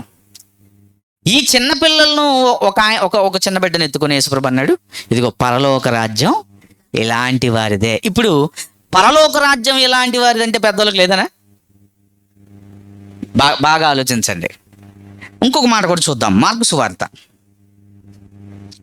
10వ అధ్యాయం 15వ వచనం చూద్దాం. మార్కు సువార్త 10వ అధ్యాయము 14 చూద్దాం. ఇందులో 14 చూద్దాం. యేసుక్రీస్తు అది చూచి, అది ఇందాక చదువుకున్న సందర్భం ఇక్కడ ఉంది. అది చూచి కోపపడి, చిన్న బిడ్డలను నా యొద్దకు రానియండి, వాటిని ఆటంకపరచకండి, దేవుడి దగ్గరికి వచ్చే విషయంలో చిన్న బిడ్డలను ఆటంకపరచకండి అంటున్నాడు యేసుప్రభు. దేవుని రాజ్యము ఇలాంటి వారిదే అన్నాడు. చూడండి, దేవుడి రాజ్యము ఇలాంటి వారిదే అంటే ఎక్కడో ఇది సందేహం కలుగుతుంది. చూడండి, దేవుడి రాజ్యం, పరలోక రాజ్యం ప్రవేశించాలి. ఆ ప్రవేశించాలంటే మారు మనసు పొందాలి, బాప్తిసం పొందాలి, అవునా? మరి మారాలంటే ఎలా మారాలి అక్కడికి వచ్చి ఆగాం మనం. ఇక్కడ యేసుప్రభు మాటలు చూస్తుంటే పరలోక రాజ్యం అయితే చిన్నపిల్లల లాంటి వాళ్ళకే, పరలోక రాజ్యం ఇలాంటి వారికే, చిన్న బిడ్డలదే ఆ పరలోక రాజ్యం అన్నాడు. మరి చిన్న బిడ్డలది పరలోక రాజ్యం అయితే పెద్దవాళ్ళు లేదా? పెద్దవాళ్ళకి లేదా? ఏమండి, మనం ఇప్పుడు అందులో ప్రవేశించాలా లేదా? ప్రవేశించాలి. ప్రవేశించాలి అని మనం ఆలోచిస్తున్నాం. ఎలా ప్రవేశించాలి? చిన్న బిడ్డలది అన్నాడే ఆయన, చిన్న బిడ్డలది అన్నాడే పరలోక రాజ్యం. చిన్నపిల్లలు నా దగ్గరకు ఆటంకపరచకండి, అవునా? మరి మనమేమో పరలోకం ప్రవేశించాలని చూస్తున్నాం, చిన్న బిడ్డలు అనే విషయంలో ఆలోచన గల ఆగుతున్నాం. కానీ శిష్యుల మధ్య ఒక గొడవ వచ్చిందండి. ఏంటి గొడవ అంటే, పరలోక రాజ్యంలో ఎవడు గొప్పవాడు మనలో అన్నాడండి. ఏంటి, పరలోకంలో ఎలా ప్రవేశించాలో అనేది మనం ఇప్పుడు వాక్యానుభవంగా ఆలోచిస్తున్నాం. కానీ వాళ్ళు ఏం ఆలోచిస్తున్నారు? ఆ పరలోక రాజ్యంలో ఎవరు గొప్ప చూద్దాం ఒకసారి. మత్తయి సువార్త, మార్కు సువార్త చూసాము, లూకా సువార్త చూసాం కదండి. ఇప్పుడు మత్తయి సువార్త చూద్దాం. మత్తయి సువార్త 18వ అధ్యాయం 1వ వచనం నుంచి చూద్దాం ప్రియులారా. జాగ్రత్తగా ప్రతి సందర్భం చదవాలి, ఎందుకంటే వాక్యాన్ని వాక్యంగా ఆలోచించాలి. కానీ మన మనసులు కొన్నిసార్లు ఏవేవో ప్రసంగాలు విని, కొన్నిటిని నమ్మి, ఏవేవో ఆలోచించుకుని సత్యాన్ని కూడా నమ్మని స్థితికి వెళ్ళిపోకూడదు. వాక్యానికి వాక్యమే సమాధానం. ఓకేనా? రైట్. ఇప్పుడు చూడండి జాగ్రత్తగా. మత్తయి సువార్త 18వ అధ్యాయం 1వ వచనం. ఆ కాలమున శిష్యులు యేసు వద్దకు వచ్చి, పరలోక రాజ్యములో ఎవడు గొప్పవాడని అడుగగా, ఆయన ఏం చేశాడండి? ఎవరు గొప్ప అని అడిగాడు. మనం వెళ్తామా లేదని ఆలోచిస్తున్నాం, భర్జన పడుతున్నాం, ఎలా వెళ్ళాలని ఆలోచిస్తున్నాం. కానీ శిష్యులు వచ్చి అన్నారు, ఎవరు గొప్పయా పరలోక రాజ్యంలో? ఎవరు గొప్ప అడిగాడు. అప్పుడు యేసుప్రభు ఏమంటున్నాడు చూడండి, ఆయన ఒక చిన్న బిడ్డను తన యొద్దకు పిలిచి, చూడండి బాగా సిచ్యువేషన్లోకి వెళ్ళి ఆలోచించాలి, సందర్భానుసారంగా ఆలోచించాలి. ఇప్పుడు యేసుప్రభు ఇక్కడ ఉన్నారు అనుకోండి, మనమే అడిగాం, అయ్యా పరలోక రాజ్యంలో ఎవరు గొప్పవాడు అని అడిగాం. అప్పుడు ఆయన ఎవరిని పిలిపించాడు? ఎవడో ఒక చిన్న బిడ్డను పిలిపించాడండి. పిలిచి వాళ్ళ మధ్య నిలబెట్టాడు. అంటే అడిగిన 12 మంది అపోస్తుల మధ్య, ఆ ప్రజల మధ్య ఒక చిన్న బిడ్డను నిలబెట్టాడండి. నిలబెట్టి ఏమంటున్నాడు చూడండి, ఇలాగన్నాడు. నిలబెట్టాడు బిడ్డని, పసిబిడ్డని నిలబెట్టాడు, చిన్న బిడ్డని నిలబెట్టాడు. నిలబెట్టి అంటున్నాడు, మీరు మార్పు నొంది ఈ చిన్న బిడ్డలు లాంటి వాళ్ళు అయితేనే కానీ పరలోక రాజ్యంలో ప్రవేశించలేని మీతో కన్ఫామ్గా చెప్తున్నాను. నిశ్చయం అంటే స్టాంప్ వేసేసాను నేను. బాగా ఆలోచించండి. ఇప్పుడు చెప్తున్నాను. ఒక బిడ్డను మధ్యలో నిలవబెట్టి అంటున్నాడు, మీరు గొప్పోడు ఎవరు అని అనుకుంటున్నారు. మీరు పరలోకంలో పేతురు గారు గొప్పడా, యోహాన్ గారు గొప్పడా, తోమా గారు గొప్పడా, ఎవరు గొప్పోడు పరలోక రాజ్యంలో అంటున్నారు మీరు.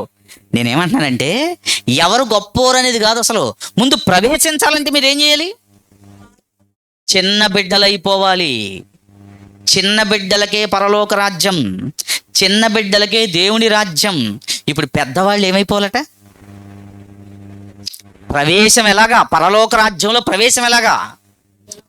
మనమేమో బాప్తిజం మునిగి వచ్చేది అయిపోద్ది అనుకున్నామే. బాప్తిస్మము పాప క్షమాపణ నిమిత్తం, అవునా కాదా? పాప క్షమాపణ నిమిత్తం బాప్తిసం. మరి పరలోక రాజ్యంలో ప్రవేశం, పరలోక రాజ్యంలో ప్రవేశం అదే యేసుప్రభు చెబుతున్నాడు. ఇప్పుడు చదవండి, మళ్ళీ అర్థమవుతుంది. మీరు మార్పు నొంది బిడ్డల వంటి వారైతేనే కానీ పరలోక రాజ్యంలో మీరు. ఇప్పుడు బిడ్డగా మారకపోతే లోపలికి వెళ్ళవా? మళ్ళీ అడుగుతున్నా అధ్యక్ష, బాప్తీసం తీసుకుంటే పరలోక రాజ్యంలో ప్రవేశమా, బిడ్డగా మారితే పరలోక రాజ్య ప్రవేశమా? మళ్ళీ ఇంకొంచెం అర్థం కావడానికి, యోహాను గారి దగ్గరికి వచ్చిన వాళ్ళు ఏం ఒప్పుకొని బాప్తీసం తీసుకున్నారు? అంతేనా? బాప్తీసం తీసుకున్నారు. అలాగే యేసు ప్రభు వారు శిష్యులు కానీ బాప్తీసం ఇచ్చేటప్పుడు మనం కూడా ఏం చేస్తామండి? పాప క్షమాపణ అయినా బాప్తీసం ఇస్తాం. మొట్టమొదటిగా అపోస్తులు సంఘ ప్రారంభంలో 3000 మంది బాప్తీసం తీసుకున్నారు. దేని నిమిత్తం తీసుకున్నారు వాళ్ళు బాప్తీసం? 2వ అధ్యాయం అపోస్తుల కార్యం 38వ వచనం చదువుదాం ఒకసారి, ఎందుకంటే క్లారిటీ రావాలి కొన్ని విషయాల్లో మనకి. అపోస్తుల కార్యములు 2వ అధ్యాయము 38వ వచనం. పేతురు, అదిగోండి, మీరు మారు మనసు పొందాలి. ఎలా పొందాలి మారు మనసు? మారు మనసు ఎలా పొందాలి? ఏమంటే మారు మనసు ఎలా పొందాలో తెలియలేదు చాలా మందికి. మారు మనసు అంటే ఏమనుకున్నారు తెలుసా? ఓహో, ఇప్పటిదాకా నేను బొట్టు పెట్టుకున్నాను, ఇక మీద బొట్టు పెట్టుకోకూడదు.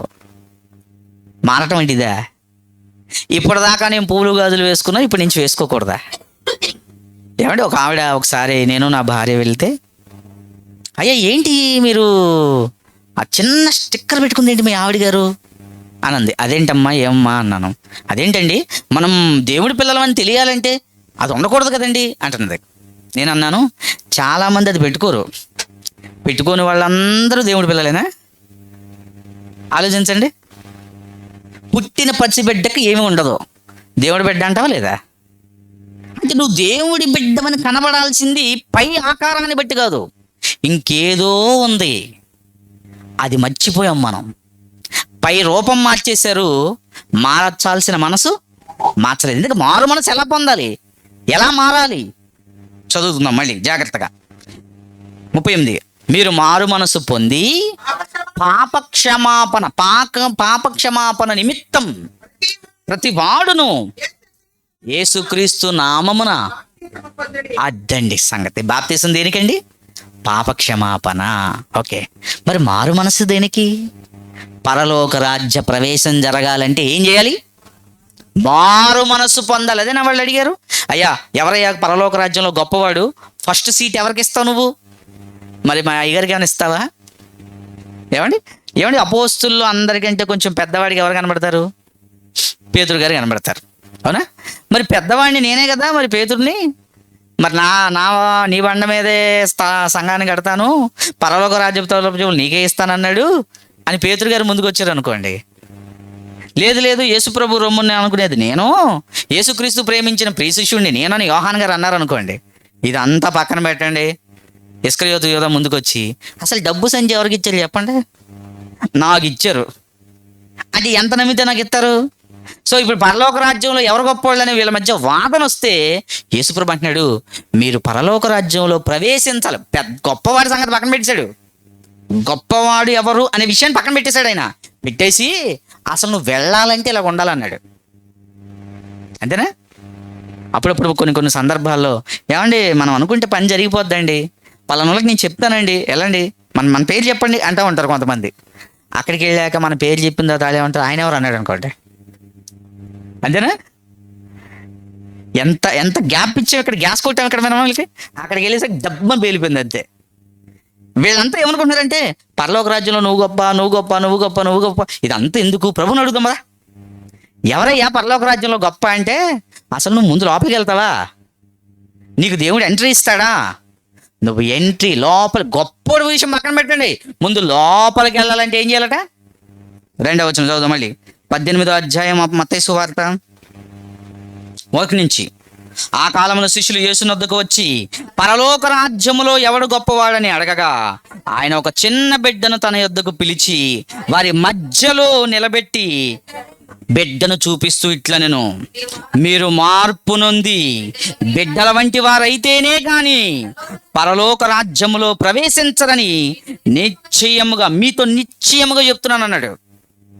ఏమంటే అపోస్తులే పరలోక రాజ్యంలో ప్రవేశించాలంటే ఎలా అయిపోవాలట? బిడ్డల్లా అయిపోవాలటండి. మనం బిడ్డల్లా ఉన్నాం, గెడ్డల్లాగా ఉన్నామా? ఏమండి మనం బిడ్డల్లా ఉన్నాం, బిడ్డల్లాగా ఉన్నామా? పరలోక రాజ్యానికి వెళ్ళాల్సింది ఎవరు? బిడ్డల వంటి వారు. అయ్యగారు మరి మనకు లేదా అంటే లేదు. లేదా? లేదు. బిడ్డలుగా మారిన వాళ్ళకే. బిడ్డగా మారకపోతే నువ్వు వెళ్ళవా? నువ్వులా ఉంటే వెళ్ళవు. ఎక్కడికి?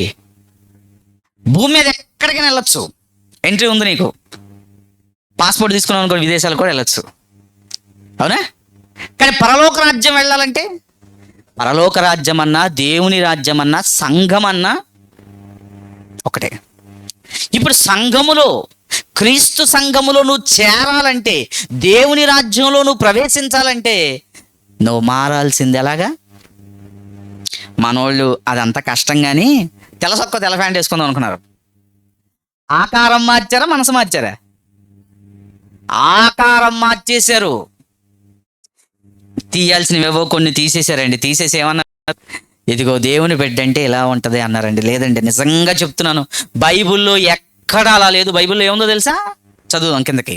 మీరు మారు మనసు పొంది బిడ్డల వంటి వారైతేనే గాని పరలోక రాజ్యములో ప్రవేశింపరని మీతో నిశ్చయముగా చెప్పుచున్నాను అని ఎలా మారాలో చెప్తున్నాడండి. ఎలా మారాలి? ఏమంటే పెద్దవాళ్ళు ఏమండి, ఇప్పుడు నాకు 37, 38 సంవత్సరాలు వచ్చేసినాయి, మీకు ఒక 40, ఒక 50, ఒక 20, 30 వచ్చేసినాయి కదా, పెరిగిపోయాం కదండి, పెద్దవాళ్ళం అయిపోయాం కదండి. పెద్దవాళ్ళు మళ్ళీ చిన్నవాళ్ళు ఎలాగవుతారండి? పెద్దవాళ్ళు చిన్నవాళ్ళు ఎలా అవుతారు? అది వివరణిస్తున్నాడు కింద 4వ వచనం. పెద్దవాళ్ళు చిన్నవాళ్ళుగా మారటం ఎలా? మారితేనే పరలోక రాజ్యం, గుర్తుపెట్టుకోండి. అలా మారాలంటే ఎలా మారుతావు? కాగా ఈ బిడ్డ వలె తనను తాను తగ్గించుకుని వాడెవడో వాడే పరలోక రాజ్యములో గొప్పవాడు. 2 విషయాలు చెప్పాడు. పరలోకంలో ప్రవేశించాలంటే నువ్వు బిడ్డగా మారిపోవాలి. పరలోక రాజ్యంలో గొప్పవాడి అవ్వాలంటే నిన్ను నువ్వు తగ్గించుకోవాలి. బిడ్డలా మారాలి, బిడ్డలా నిన్ను నువ్వు తగ్గించుకోవాలి. అప్పుడు పరలోక రాజ్యంలో ప్రవేశిస్తావు, పరలోక రాజ్యంలో గొప్పవాడి అవుతావు. ఇప్పుడు చెప్పండి ప్రియులరా, మనం మనలాగే ఉన్నామా, బిడ్డల్లా మారామా? మారకపోతే పరలోక రాజ్య ప్రవేశం. బిడ్డల్లా మారటం అంటే ఏంటండి? ఏమండి, పరలోక రాజ్యంలో ప్రవేశించాలంటే పిల్లలు అవ్వాలి. పిల్లలు అవ్వాలంటే ఏం చేయాలి?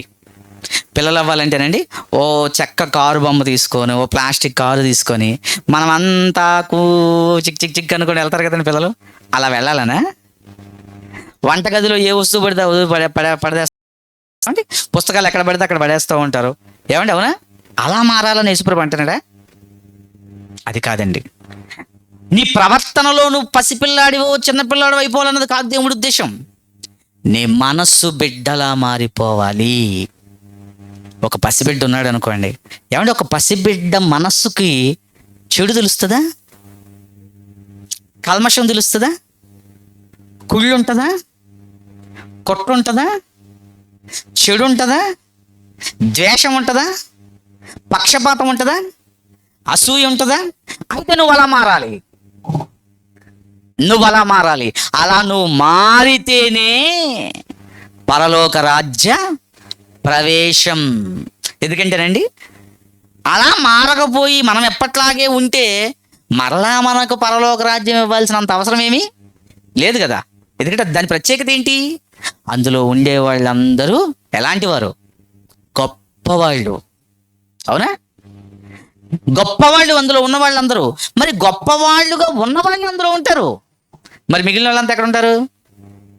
బయట ఉంటారు. అంతే కదండి. మీకు ఇంకా అర్థం కావడానికి కొన్ని మాటలు చూపిస్తాను చూడండి. కొరింథీయులకు రాసిన పత్రిక 14వ అధ్యాయం.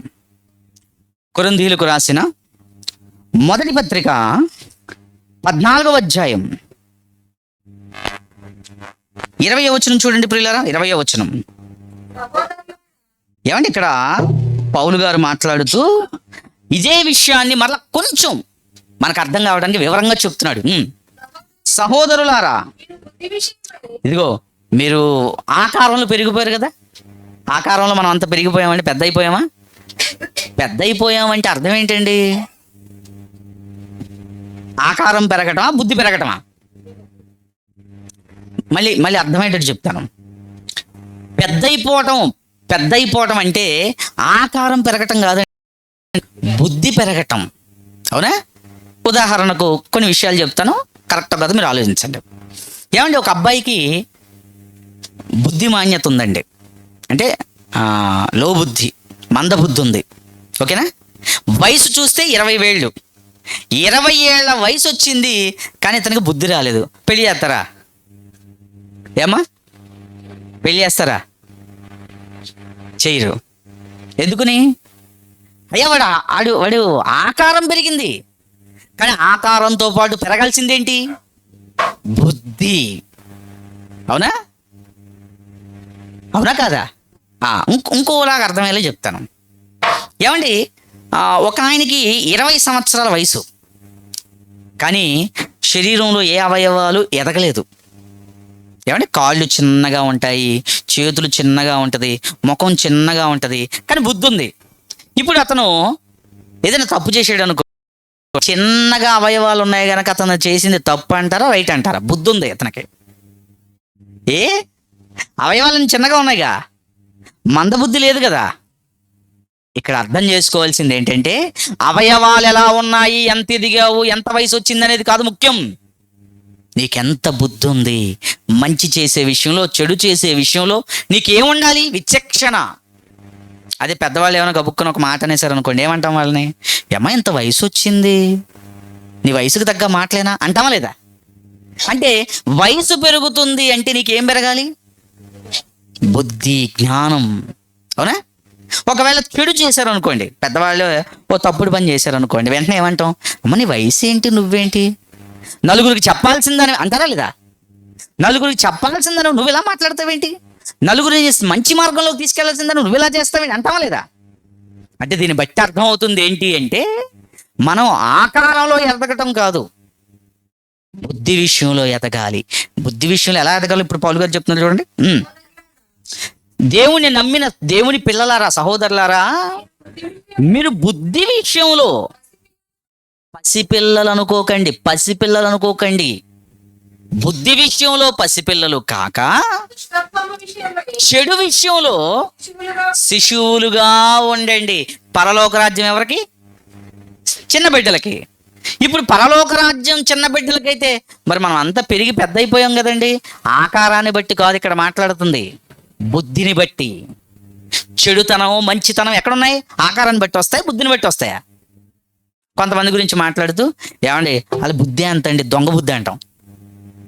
ఏమండి మరి కొంతమంది గురించి మాట్లాడుతూ ఏమండి వాళ్ళ బుద్ధి కుళ్ళు బుద్ధి అండి, ఏ విషయంలోనూ కుళ్ళుకుంటూనే ఉంటారు అంటాం లేదా? అంటే బుద్ధిలో మంచి ఉంది, బుద్ధిలో చెడు ఉంది. ఇప్పుడు దేవుడు మాట్లాడుతూ అంటున్నాడు, పరలోక రాజ్యంలో నువ్వు ప్రవేశించాలంటే నీ బుద్ధి చెడు విషయంలో బిడ్డగా నువ్వు మారిపోవాలి, దుష్టత్వం విషయంలో శిశువులుగా మారాలి. మరి బుద్ధి విషయంలో, మంచి విషయంలో పెద్దవాళ్ళుగా ఉండాలి. అంటే మంచి విషయాల్లో పెద్దలుగా ఉండాలి, చెడు విషయంలో చిన్న పిల్లలుగా మారిపోవాలి. ఇదండి మారు మనసు అంటే. మనం బాప్తీసం తీసుకొని మారు మనసు పొందేసాము అనుకొని బాప్తీసం తీసుకొని బతికేస్తున్నాం మనకి ఇష్టమైనట్టు. కానీ చెడు విషయంలో మనం ఏమైపోవాలి? పసిపిల్లలు, చిన్న పిల్లలు అయిపోవాలి. చిన్న పిల్లలైతేనే నువ్వు దేవుడి రాజ్యంలో ప్రవేశిస్తావు. ఏంటండి చిన్న బిడ్డలుగా మారకపోవటానికి ఏంటండి డిఫరెన్స్ ఏంటండి? మారితేనే ఎందుకండి పరలోక రాజ్యానికి తీసుకెళ్తున్నాడు దేవుడు అంటే నేను కొన్ని ఉదాహరణలు చెప్తాను. చిన్నపిల్లలాగా ఎందుకు ఉండాలంటేనండి, చిన్నపిల్లలు చెడు మనసులో పెట్టుకోరు. అవునా కదా? అవునా? ఏమండి అరచేయితో కొడితే అండి వీపు మీద అలా అచ్చయిపోద్దండి. ఓ పావు గంట అరగంట ఏడుస్తాడండి. అరగంట పావు గంట ఏడ్చిన తర్వాత మళ్ళీ ఎక్కడికి వస్తాడా? అంటే వాడు మనసులో పెట్టుకున్నాడా? నిన్ను అరచేయి దెబ్బ కొట్టక్కర్లా, నిన్ను చూడకుండా అలా వెళ్ళిపోయామనుకో, చూసావా ఒకప్పుడు మన దగ్గరకు వచ్చి ఎంత బాగా మాట్లాడేవాడు, చూసావు ఇప్పుడు తిప్పుకొని వెళ్ళిపోతున్నాడు. అవునా? అంటే నీకు చిన్న బిడ్డకున్న తేడా ఏంటి? నువ్వు ప్రతీదీ మనసులో పెట్టుకుంటావు, నువ్వు ప్రతీదీ చెడుగా ఆలోచిస్తావు. కానీ బిడ్డలాగా ఆలోచించడు. అందుకే యేసుప్రభు అన్నాడు, నన్ను నమ్ముకున్న వాళ్ళందరూ చెడు వదిలేయాలి, చెడు విషయంలో చిన్నపిల్లలు అయిపోవాలి. చిన్నపిల్లలు పట్టించుకోరు. ఏమండి పిల్లలు ఆడుకుంటున్నారు అనుకోండి, ఎందుకు ఇక్కడ ఆడుతున్నారు బాగుంది లోపలికి అనం అనుకోండి, ఏమంటారు? సరేనండి అని చెప్పి వెళ్ళిపోతారు. పట్టించుకోడు చిన్న బిడ్డ. మరి పెద్దవాళ్ళు, నువ్వెవరు నన్ను వెళ్ళమంటానికి, నీకేం రైట్స్ ఉన్నాయి, మా ప్లేస్ ఇది. అవునా? అసలు నువ్వెవరు నన్ను అంటానికి? ఏమండి ఆవేశం, కోపం ఎన్ని లెగిస్తాయి మనలోంచి. అదే చిన్న బిడ్డలైతే వెళ్ళిపోతారండి. అందుకే దేవుడు కోరుకుంటున్నాడు, నా రాజ్యంలో నా సంఘములో నాతో ఉండాలనుకుంటే నీ మనస్సు చెడు విషయంలో ఏమైపోవాలి? గుడ్డు సున్నా. మార్కులు ఎలా రావాలి? నీకు టెస్ట్ పెడితే మంచి విషయంలో 100 మార్క్స్ రావాలి, చెడు విషయంలో 0 మార్క్. పిల్లలు ఏమైనా బుక్కున దెబ్బ కొట్టేసుకున్నారు అనుకోండి, ఏమంటాం? పిల్లలు కదండి, వాళ్ళకి తెలియదు కదండి, అవునా? అదే పెద్దవాళ్ళు అయితే దెబ్బ కొట్టుకోకర్లేదండి బాబు, మాట అంటే చాలు ఆ మాటకు 3 పురాణాలు రాస్తారు, అవునా? అందుకే పెద్దోళ్ళు వద్దండి దేవుడి రాజ్యంలో. ఎవరు కావాలి? ఎందుకంటే వీళ్ళు ఎక్కడా గొడవే, ఏమండి, ఇంట్లో గొడవే, సంఘానికి వచ్చినా గొడవే, ఫంక్షన్కి వెళ్ళినా గొడవే, వీధిలోనూ గొడవే, కోర్టుల్లోనూ గొడవే. ఈ పెద్దోళ్ళతో ఇదే గోల. అందుకే చెడును తీసేసిన వాళ్ళు కావాలి దేవుడికి, చెడును వదిలేసిన వాళ్ళు కావాలి దేవుడికి, పసిపిల్లల లాంటి మనసు కావాలి దేవుడికి. ఎందుకంటే దేవుడిది ఏ హృదయం? పవిత్ర హృదయం. మళ్ళీ అదే పవిత్ర హృదయం ఎవరికి ఇచ్చాడు దేవుడు? చిన్న బిడ్డలకి ఇచ్చాడు. ఇప్పుడు పరలోకం కావాలా? నీ హృదయాన్ని పసి హృదయం చేసుకొని ముందుకురా. ఏమండి, నాకు కుర్చీ వేయలేదంటే అని అడుగుతాడా? చిన్నపిల్లడు అడుగుతా, పెద్ద పిల్లడు అడుగుతాడా? పెద్దవాడు కదండి అడుగుతారు. నాకు కుర్చీ వేయలేదు, నన్ను గౌరవించలేదు, నన్ను పిలవలేదు, నన్ను పాడేది, ఫార్మాలిటీస్ అన్నీ చేయకపోతే ఏమంటారు? అది చిన్నపిల్ల అనుకోండి, అమ్మా మేము ఆ ఇంటికి వెళ్ళామమ్మా, ఆంటీ చాక్లెట్ ఇచ్చిందమ్మా. ఏమండి, కల్మషం లేని నవ్వెవరిది? పిల్లలదేనా పెద్దోళ్ళదా? పెద్దోళ్ళు కూడా నవ్వుతారండి, కానీ ఆ నవ్వులు ఎన్ని ఉంటాయి? నిజమండి. అందుకే దేవుడికి ఎవరు కావాలట? చదవండి ఇప్పుడు పౌలు గారు ఏమంటున్నారు. సహోదరులారా, మీరు బుద్ధి విషయంలో పసిపిల్లలు కావద్దు, బుద్ధి విషయంలో మాత్రం పెద్దవాళ్ళుగా ఉండండి. దుష్టత్వం వచ్చిందా, చెడు తత్వం వచ్చిందా, సాతాను లక్షణాలు వచ్చాయా, మీరు ఎలా అయిపోవాలట? శిశువులకండి, శిశువులండి. ఏమంటే కోపం శిశువుకు తెలియదే, ఆవేశం శిశువుకు రాదే, కుట్ర శిశువుకు రాదే. పసిబిడ్డను ఎత్తుకొని, ఏమండి ఏంటండి ఆ రూపాన్ని చూస్తున్నప్పుడు ఎలా ఉంటుందండి మనకి? ఎంత మంచివాడండి, ఏమండి, అంతేనా? స్వచ్ఛమైన రూపం, దేవుడు కావాలనుకుని తల్లి గర్భంలో ఇచ్చిన రూపం. అది ఎక్కడ కావాలనుకున్నాడు? మళ్ళీ బాప్తిసం తర్వాత మనందరిలో దేవుడు చూడాలనుకుంటున్న రూపం మనసండి. అది ఆ మనసు ఎలా ఉండాలట? మీరు మారు మనస్సు పొంది బిడ్డల వంటి వారైతేనే పరలోక రాజ్యం. ఎవరైనా ఏమైనా అన్నారు అనుకుంటే, దేవుడు సంఘంలో ఉండేవాళ్ళు ఎలా ఉండాలి? చిన్న బిడ్డలుగా ఉండాలి. ప్రతిదానికి నన్ను అన్నాడని ఫీల్ అవుతూ ఉంటారు చాలామంది, అవునా? అది చిన్నపిల్లల మనస్తత్వం కాదే. చిన్నపిల్లలు ఏ విషయాన్నైనా వదిలేస్తారండి, అవునా? ఓ నవ్వు ఏం చేస్తారు? పక్కకెళ్ళిపోతారా? నన్ను కూడా చాలామంది అంటారు, ఏమన్నా ఏం చేసినా ఏం పట్టించుకోవేంటి నువ్వు, ఎవరేమన్నా ఏం పట్టించుకోవేంటి, ఏం మాట్లాడుతున్నా ఎందుకు పట్టించుకో, వాళ్ళు అలా బిహేవ్ చేస్తుంటే ఎందుకు? పోనీ, మనం ఎలా ఉండాలి దేవుడి రాజ్యంలో? చెడును పట్టించుకోకూడదు, మంచిలో నువ్వు కనబడాలి, చెడులో నువ్వు కనిపించకూడదు. ఏమండి, ఇది పౌలు గారు రాస్తుంది అందరికా కొందరికా? అందరికీ. ఇంకా చూద్దామా? మత్తయి సువార్త 18వ అధ్యాయం అదే సందర్భాన్ని కంటిన్యూ చేద్దాం. అదే సందర్భాన్ని మత్తయి సువార్త 18వ అధ్యాయంలో ఒక చిన్న బిడ్డను కూర్చోబెట్టాడు. ఇదిగో ఇలా ఉండాలి అంటున్నాడు. దాన్ని కంటిన్యూ చేస్తూ ఏమేమంటున్నాడో అవన్నీ సంఘములో చిన్న బిడ్డలంటే ఎవరు అంటే మారిన వాళ్ళకు వర్తిస్తాయి. చదువుదాం కిందకి. మీరు మార్పు నొందాలా? ఎస్, నువ్వు మారాలి. ఎలా మారాలి? ఒక బిడ్డగా మారిపోవాలి. ఎందుకు బిడ్డగా మారిపోవాలి? గెంతులు వేసుకొని వెళ్తానికి కాదు, చెడు విషయంలో నువ్వు బిడ్డవైపోవాలి. దుష్టత్వం విషయంలో నువ్వు శిశువైపోవాలి. ఏమీ తెలియదండి వీడికి అంటే ఎవరు? శిశువు. ఏమంటే కొన్నిసార్లు కొన్ని తల్లిదండ్రులు ఏమంటారంటే, అమ్మా ఏంటమ్మా పిల్లోడిని అలాగే అంటున్నావు, వాడు ఆకారం అలా కనబడుతున్నాడు కానీ వాడి మనసు ఏంటి? పసివాడమ్మా వాడు. వయసు పెరిగింది కానీ ఏం పెరగలేదు, బుద్ధి పెరగలేదమ్మా, పసివాడమ్మా వాడు. అంటే చిన్న పిల్లల మనస్తత్వాన్ని పోలుస్తే ఏమంటున్నాం? వయసు ఆకారం పెరిగిపోయింది, వయసు వచ్చేసింది, కానీ బుద్ధి ఏమైంది? పసివాడు. చెడు చూడని వాడు. చెడ్డ వాళ్ళను కూడా ఏం చేస్తాడో తెలుసా? మరి నేను చూపించడానికి లేదు కానండి, మొన్న ఒక వీడియో వచ్చిందండి. ఆ వీడియోలో ఒక దొంగతను షాప్ దగ్గరకు వస్తాడు. వచ్చి ఆ షాపులో వాళ్ళ నాన్నను ఒక పాప కూర్చుంటారండి. వాళ్ళ నాన్నను కొడుతూ ఉంటాడండి, నువ్వు డబ్బులు ఇస్తావా లేదా అని కొడుతూ ఉంటాడు. కొట్టి ఎందుకు సడన్గా ఈ పిల్ల వైపు చూస్తాడండి. ఆ పిల్ల వైపు చూడంగానే ఆ పిల్ల భలే నవ్వుతుందండి. నవ్వి మరి షేక్ హ్యాండ్ ఏదో ఇస్తుందండి. వాడు వెంటనే ఆ డబ్బులు అక్కడ వదిలేస్తాడండి. వదిలేసి నాకు ఎందుకు అని బాధపడుతూ ఆ పిల్లని మరొకసారి అలా బయటికి వెళ్ళిపోతాడండి. అంటే పసిపిల్లల ఆ మాట, లేకపోతే ఆ నవ్వు, అందులోని స్వచ్ఛత చెడ్డ వాళ్ళని కూడా ఏం చేస్తుంది? ఏమన్నా అంతే కదా.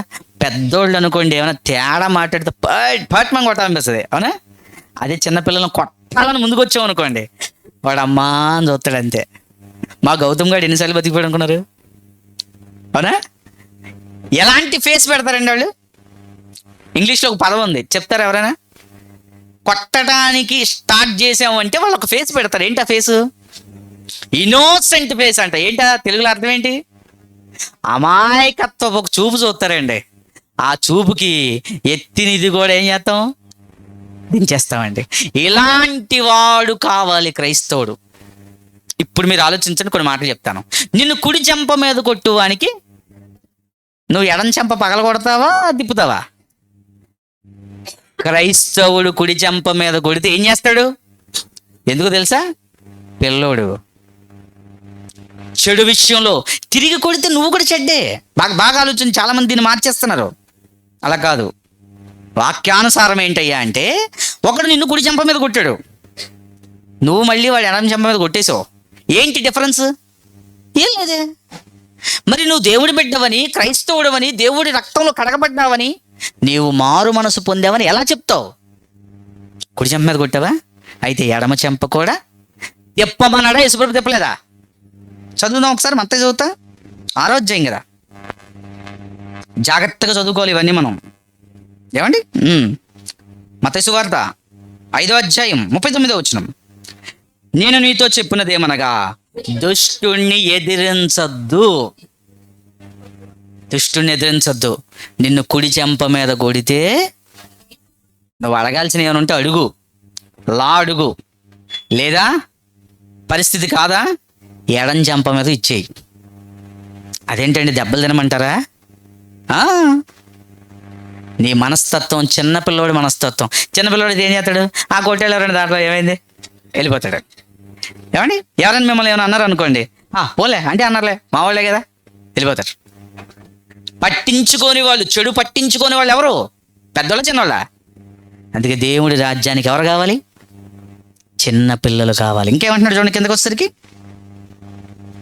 ఎవడైనాను నీ మీద వ్యాజ్యము వేసి నీ అంగీ కోరిన ఎడల వానికి నీ పై వస్త్రం కూడా ఏంటి అన్న, ఇది కావాలా, ఇది కూడా తీసేసుకో. ఈ మనసు ఎవరికి ఉంటుంది? పెద్దోళ్ళగా చిన్నోళ్ళకా? అవునా? ఏమంటే బొమ్మల కోసం కాసేపు కొట్టుకుంటారండి వీళ్ళే. అక్క కానీ లేకపోతే తమ్ముడు కానీ ఏడుతున్నారు అనుకోండి, తిరిగి తీసుకెళ్ళి ఇచ్చేది ఎవరు? వాళ్ళనే కదా? వాళ్ళేనండి. మా పిల్లలు ఉన్నారండి, చెల్లి రానంత వరకు వాళ్ళు రాలేదు అంటారండి. వచ్చిన తర్వాత కాసేపు ఆడుకుంటారు, కాసేపు కొట్టేసుకుంటారండి. తర్వాత మళ్ళీ వాళ్ళు వెళ్ళిపోయారు అనుకోండి, వెళ్ళిపోయారు అంటారండి. దేనికి? వాళ్ళలో ఆ గొడవ, కొట్లాట, ఆ దెబ్బలు ఏం ఉండవండి. నిన్న కొట్టేసుకుంటారండి స్కూల్లో. మళ్ళీ మరుసటి రోజు వచ్చి ఏం తెచ్చావు? పిల్లల మనసు ఎంత బాగుందండి. మన మనసు ఎలా ఉంది? మన మనసు అండి, ఇంటి పక్కన వాళ్ళతో గొడవ, ఇంటి వెనకోళ్ళతో గొడవ, ఇంటి ముందోళ్ళతో గొడవ, అన్నిటికీ గొడవే మన మనసు. అన్నిటినీ మనసులో పెట్టుకోవడమే, ప్రతి చిన్న చెడు పట్టుకోవడమే. మాకు తెలిసిన ఒక ఆయన ఉన్నాడండి, ఆ సందులో ఎవరైనా బండి పెడితేనండి ఒప్పుకోడండి. ముందు ఆ బండి తీసేయాలంతే. ఏమండి, వాళ్ళ ఇంటి దగ్గర పెడితే కాదు, ఆ సందులో ఎక్కడ పెట్టినా తప్పే. అంటే పెద్దోడు కదండి, అన్ని మనసులో పెట్టుకుంటాడు. అదే చిన్నోడు అనుకోండి, ఏం చేస్తారు? ఏమండి, చిన్నపిల్లలు ఇంకెంత మంచోళ్ళు చెప్పనా? ఎవరైనా వచ్చారనుకోండి, ఎరా మీ నాన్న ఇంట్లో ఉన్నాడా అంటే నాన్న ఏం చెప్పమంటాడు? నేను ఇంట్లో లేనని చెప్పరా అంటాడు. కొడుకు ఏం చెప్తాడు చెప్పండి? మా నాన్న ఇంట్లో లేడని చెప్పమని చెప్పాడండి అని చెప్తాడు. ఏమండి ఇప్పుడు మీరు చెప్పండి, ఏ మనసు పరలోకానికి మంచిది? కల్మషం లేనిది, పవిత్రమైనది, స్వచ్ఛమైనది. అవునా? ఇలాంటి మనస్సుగా ప్రతి విశ్వాసి దేవుని నమ్ముకొని మారాలి. కానీ మనం ఏం చేసామంటే బాప్తీసంలో మునిగాము, బయటకు వచ్చాము, ప్రార్థన చేసుకున్నాము ఒక 10 రోజులు, అక్కడి నుంచి ఏమైపోయాం? మరలా మనలో రగులుకున్నాయి దురాత్మలు, మళ్ళా పాత బుద్ధులు వచ్చేసినాయి, పాత ఆలోచనలు వచ్చేసినాయి, పాత ఇష్టాలు వచ్చేసినాయి, పాత అభిప్రాయాలు వచ్చేసినాయి. ఇప్పుడు నేను మిమ్మల్ని మళ్ళీ గట్టిగా అడుగుతున్నాను, బాగా ఆలోచన చెప్పండి. బాప్తీసం తీసుకోకముందు ఎలా ఉన్నారు, ఇప్పుడు అలాగే ఉన్నారా లేదా? పార్వతం ఏం మారలేదు, అలాగే ఉంది. ప్రశాంతి ఏం మారలేదు, బిఫోర్ ఎలాగ ఉందో అలాగే ఉంది. పరలోక రాజ్యంలోకి వెళ్ళాలంటే నువ్వులా ఉండకూడదు, పసిబిడ్డగా మారాలి. ఇంకా చదువుదాం, ఇంకా బోల్డెన్ విషయాలు ఉన్నాయండి. 1 పేతురు పత్రిక 2వ అధ్యాయం, 1 పేతురు పత్రిక 2వ అధ్యాయము 2వ వచనం నుంచి పేతురు గారు పరలోక రాజ్యంలో ప్రవేశించే వాళ్ళు ఎలా ఉంటారో, వాళ్ళ గుణగణాలు ఏంటో చెప్తున్నాడండి. పేతురు గారు రాసిన 1 పత్రిక 2వ అధ్యాయం 2వ వచనం నుంచి 5 నిమిషాల్లో ముగిస్తాను, కంగారు పడకండి. ఓకే, మళ్ళీ జాగ్రత్తగా చదువుదాము. ఇవి పిల్లల్లో ఉంటాయో ఉండవో మీరు చెప్పాలి. ఓకేనా? ఫస్ట్ వచనం ఏంటండి? పిల్లల్లో ఉంటుందా? ఉండదు. Yes or no?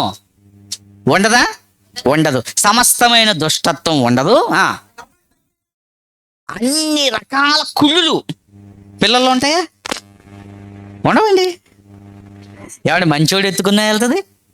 ఓ మాట చెప్పనా, దొంగోడు వచ్చి తీసుకెళ్ళిపోయాడు దగ్గర కూడా ఏం చేస్తుంది? అందుకే పిల్లలకి చెప్తాం, రే కబుక్కొని చాక్లెట్ ఇచ్చేవాడు రమ్మంటే వెళ్ళిపోకు. ఎంత మంచోళ్ళండి. ఏమండి వాడి చేతిలో కత్తి ఉందా ఏముందో చూడరండి, వాడిని ఎలా చూస్తారు?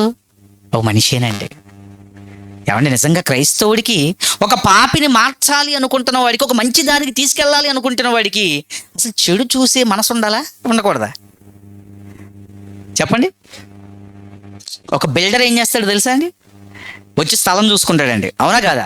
స్థలం చూసుకుంటాడు. స్థలం చూసుకుని చిచ్చి ఇక్కడ అన్ని రాళ్ళు ఉన్నాయి, రప్పలు ఉన్నాయి, ఏమండి ఆ చెట్లన్నీ పెరిగిపోయినాయి అని వెళ్ళిపోతాడా? నువ్వు స్థలాన్ని చూస్తావు, ఆ స్థలం ఎన్ని గజాలు ఉందో, ఎన్ని సెంటీమీటర్లు ఉందో, ఏమండి ఎన్ని సెంట్లు ఉందో చూసి అందులో బిల్డింగ్ చూస్తాడు. అవునా? బిల్డర్ అంటాడు మంచి బిల్డింగ్ పడుతుంది సార్ ఇక్కడ అంటాడు. నీలా కళ్ళతో చూసేవాడు కాదు, మనసుతో చూసేవాడు. క్రైస్తవుడు అంటే ఎవరు? మనసుతో చూసేవాడు అండి. మనసుతో చూడకపోవటం వల్ల ఈరోజు మనలో ద్వేషాలు, అసూయలు, కపటాలు, కుళ్ళు, చెడంతా నిండుకోలేదా? చదవండి ఇంకా మళ్ళీ. ఏమండి పిల్లల్లో వేషధారణ ఉందా? లేదండి. పిల్లల్లో వేషధారణ ఉండదండి. మనం చెప్తాం, అరే నటించరా, యాక్టింగ్ చెయ్యి, మనం నేర్పాం లేదా? ఏమండి పాపం ఎప్పుడైనా తల్లూకోవడం చూసారా పిల్లలు? మనమే దూవుతాం. అవునా? ఈ క్లిప్పులు పెట్టుకోవడం, ఆ క్లిప్పులు పెట్టుకోవడం మనమే నేర్పిస్తామా? మనమే నేర్పుతాం, అలాగ ఉండదు. మా తమ్ముడు వాళ్ళ కూతురు వచ్చేదండి చర్చ్కి, భలేగా ఉంటుందండి, ముద్దుగా ఉంటుందండి. ఓ రోజు వచ్చి ఏటో ఆ ముఖం డిఫరెంట్గా కనబడుతుంది. ఏంట్రా డిఫరెంట్గా కనబడుతుంది అంటే మా పెద్దోడు చెప్తున్నాడు, డాడీ అది లిప్స్టిక్ తీసుకుని వేసుకుంది డాడీ అని. ఎలా రా, దీనికి ఎలాగొచ్చింది బుద్ధి అంటే ఎక్కడో చూసి, ఎవరినో చూసి ఇలా చెయ్యాలి అని నేర్చుకుంది బట్టి కదా. నేర్చుకోకపోతే ఆ మనసు రాదండి. పిల్లల మనసు స్వచ్ఛమైన మనసు అండి. అలాంటి స్వచ్ఛమైన మనసు క్రైస్తవుడికి ఉండాలి. అందుకే ఏమేమి ఉండవో చెప్తున్నాడు చూడండి. అసూయను,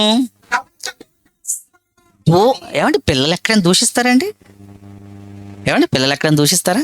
సమస్తమైన దూషణ మాటలు మాని, అదిగోండి క్రొత్తగా జన్మించిన శిశువులను పోలిన వారి నిర్మలమైన వాక్యమనే పాలతో రక్షణ విషయంలో ఎదగాలి. బాగా ఆలోచించండి, బాగా ఆలోచించండి. నేను చెప్పేశాను కదా అని అనుకోకండి.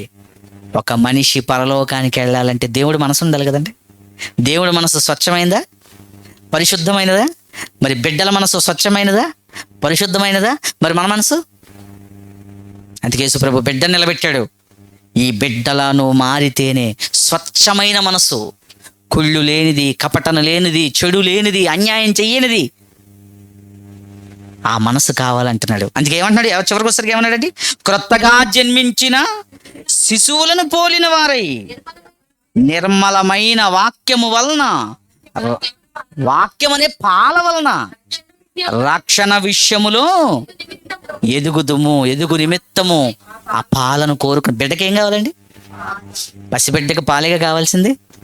నువ్వు రక్షణలో ఏమంటే చాలా మంది అడుగుతారు, బ్రదర్ మా కోసం ప్రార్థన చేయండి, రక్షణలో ఎదగాలి, రక్షణలో ఎదగాలి, రక్షణలో ఎదగాలి అంటారు. శరీరం ఎదగాలంటే ఆహారం తీసుకుంటున్నావు. ఓ బిడ్డ, పసిబిడ్డ తల్లి పాలతో తన ఆరోగ్యాన్ని బలపరుచుకుంటున్నాడు, శరీరం పెరుగుతుంది. ఒక పెద్దవాడైన బిడ్డ ఆహారం తీసుకుంటున్నాడు, పెరుగుతున్నాడు. మరి క్రైస్తవుడుగా నువ్వు బాప్తీసం పొంది పుట్టినవాడుగా నువ్వు నూతన జన్మ అంటారు. ఇప్పుడు ఈ నూతన జన్మలో నువ్వు శిశువువి. శిశువు మనసు నీకుండాలి. ఈ శిశువుగా ఉన్న నువ్వు ఎదగాలంటే నీకేం కావాలి? వాక్యమే పాలన్నాడు చూడండి. వాక్యమనే నిర్మలమైన వాక్యమని పాలు. ఏమండి? స్వచ్ఛమైన పాలే ఆరోగ్యమా కదా? అవునా? ఏ పాలు తీసుకుంటారు మీరు? ప్యాకెట్లో తీసుకుంటారా? ప్యాకెట్ పాలు మంచివి కాదండి. మరి ఏం చేయాలండి? స్వచ్ఛమైన పాలు అప్పటికప్పుడు తీస్తారండి, అవి తెప్పించుకోండి అంటాం. అంటే మంచి పాలు నీకు ఆరోగ్యం. మరి వాక్యం దాన్ని దేంతో పోల్చాడండి? అసలు ఏ చెడు లేని నిర్మలమైన, అంటే దీంట్లో ఈ బైబిల్లో ఏం లేదు, దేవుడి మాటల్లో ఏం లేదు, కల్మషం లేదండి. నిర్మలమైన వాక్యం. దీన్ని బాప్తీసం పొందిన ప్రతి వారు ఎదగాలంటే దీన్ని కోరుకోవాలి. దీంట్లో ఉన్నట్టుగా. ఓకే, ఇక్కడ దా బాగుంది. ఏం చేద్దాం మరి? అనుకోండి, గొడవలు ఉంటాయండి. అదే చిన్నవాళ్ళు అనుకోండి, అమ్మ నాన్న ఆడుకుంటూ ఉంటారు, వీళ్ళు కూర్చొని ఆడుకుంటూ ఉంటారు. మనకి ఎందుకు చెప్పండి పాడైపోయి లోకంతో? అవునా కదా? ఇప్పుడు ఫేస్బుక్ ఓపెన్ చేసి ఎవరినో తినేసాడట, ఎవరినో కొట్టాడట, ఆ నెత్తి మీద ఆ గోలంతా నెత్తి మీద పెట్టుకోవడం అవసరమా? చిన్నపిల్ల అయితే ఏం చేస్తారు? 2 నిమిషాలు చూస్తారండి, పక్కడు. ఎందుకు? గొడవల్లోకి వెళ్ళడు, అవునా? సమస్యల్లోకి వెళ్ళడు, రావు, అవసరం లేని పనులు చేస్తాడా? ఎప్పుడు స్వచ్ఛంగా ఉంటాడండి. నువ్వు కూడా దేవుడి కళ్ళకు ఎప్పుడు అలా కనిపించాలి. నువ్వు ఆకారంలో ఎదిగేసావు, కానీ ఎదగాల్సింది ఇంకెక్కడ? బుద్ధి విషయంలో. ఓకే, ముగించుకుందాం. కళ్ళు మూసుకోండి, ప్రార్థన చేసుకుందాం. మమ్మల్ని మిక్కిలిగా ప్రేమించిన మా ప్రియలోకపు తండ్రి, మీ ఘనమైన శ్రేష్టమైన నామమునకు స్తుతులు చెల్లిస్తూ, తండ్రి మేము మారాలి అని మా కొరకు రాయించారు. ఎలా మారాలి అంటే చిన్న బిడ్డను చూపించారు. పసిబిడ్డ, శిశువులాంటి మనసు మీ అందరికీ రావాలి. అవి పవిత్రమైనవి, పరిశుద్ధమైనది గనుక చెడు లేని మనస్తత్వాలను మీరు పరలోక రాజ్యం కొరకు కోరుకుంటున్నారు. చెడు లేని మంచి మనసుతో, ఆ మంచి మనసులో కూడా తగ్గింపు మనసు ఉంటే వాళ్ళే పరలోక రాజ్యంలో గొప్పవాళ్ళు. కనుక తండ్రి, ఈ విషయాలను మేము నేర్చుకుంటూ అనేకులకు నేర్పిస్తూ, ఇలా ఇన్ని కృతజ్ఞత కూడికల్లో, స్వార్థ సభలలో మీ మాటలు ఉన్నది ఉన్నట్టుగా సమాజానికి చెప్పే మమ్మల్ని నడిపించి బలపరుస్తున్నందుకు వందనములు తండ్రి. సమస్త ఘనత మహిమ మీకే పొందునట్టు మీరే అర్హులు నాయన. ఈ రాత్రి వేళ నీ కుమార్తె దేదీప్యకి ఇచ్చిన నూతన సంవత్సరాన్ని బట్టి, చక్కటి ఆరోగ్యాన్ని బట్టి, మేలుకరమైన నూతన జీవితాన్ని బట్టి ఎంతగానో సంతోషిస్తూ, వాక్యములోను, రక్షణలోను, తండ్రి పరిచర్యలోను నీ బిడ్డ మిమ్మల్ని మహిమ పరిచేదిగా ఉంచమని కోరుకుంటున్నాను. అలాగే తల్లిదండ్రులు ఇద్దరిని జ్ఞాపకం చేసుకోమని, వారు చేస్తున్న పరిచర్యలు తోడుండమని, వారికి మంచి ఆరోగ్యం దయచేయమని, అలాగే కుమారుడు కౌశల్ని కూడా జ్ఞాపకం చేసుకోండి. మీ కృపా కాపుదలలో సంఘమునకు బలమైన వాడుగా నిలవబడి పరిచర్య చేయవాడుగా మంచి మనసును అతనికి ఇచ్చారు. మరింత మనసును అనుగ్రహించండి. మీ కృపా కాపుదలలో కుటుంబాన్ని జ్ఞాపకం చేసుకోండి. అలాగే వచ్చిన బంధువులను, రక్త సంబంధులను అందరిని మీరు దీవించి ఆశీర్వదించి, ప్రతి మనిషి మనసు, హృదయం ప్రశాంతంగా ఉండాలి అంటే చిన్న పిల్లల వలె మనం మారాలి అని మీ పిల్లలు విని ఉన్నారు తండ్రి. ఆ మాటలు మనసులో నింపుకున్నారు తండ్రి. చిన్న బిడ్డలే దేవుడు రాజ్యానికి కావాలనుకున్నారు కనుక ఇక్కడున్న మేమందరము చిన్న బిడ్డల వలె మారటకు సహాయం చేయమని కోరుకుంటూ, అలాగే ప్రయాసపడిన పరిచర్య చేసిన నీ బిడ్డలైన వారందరినీ దీవించమని, సేవకులను పరిచారకులను తండ్రి, పరిచర్య చేయుటకు వచ్చిన యవన బిడ్డలను మీ కృపా కాపుదలలో ఉంచమని, అలాగే స్తుతించి మహిమపరిచి తండ్రి మీ వాక్యంలో చెప్పిన పసిబిడ్డలకు కూడా తోడుండమని, ఇంత మంచి మాటలు నేర్పించిన మాత్రమే తండ్రిని జ్ఞాపకం చేసుకోమని అందరినీ మీ చేతులకు అప్పగించుకుంటూ ఈ చిన్ని ప్రార్థన మీ ప్రియకుమారుడు మా రక్షకుడు ప్రభు అయిన యేసుక్రీస్తు వారి అతి శ్రేష్టమైన నామమున ఈ ప్రార్థన అడిగి వేడుకొనుచున్నాము తండ్రి. ఆమెన్. అందరికి వందనాలు.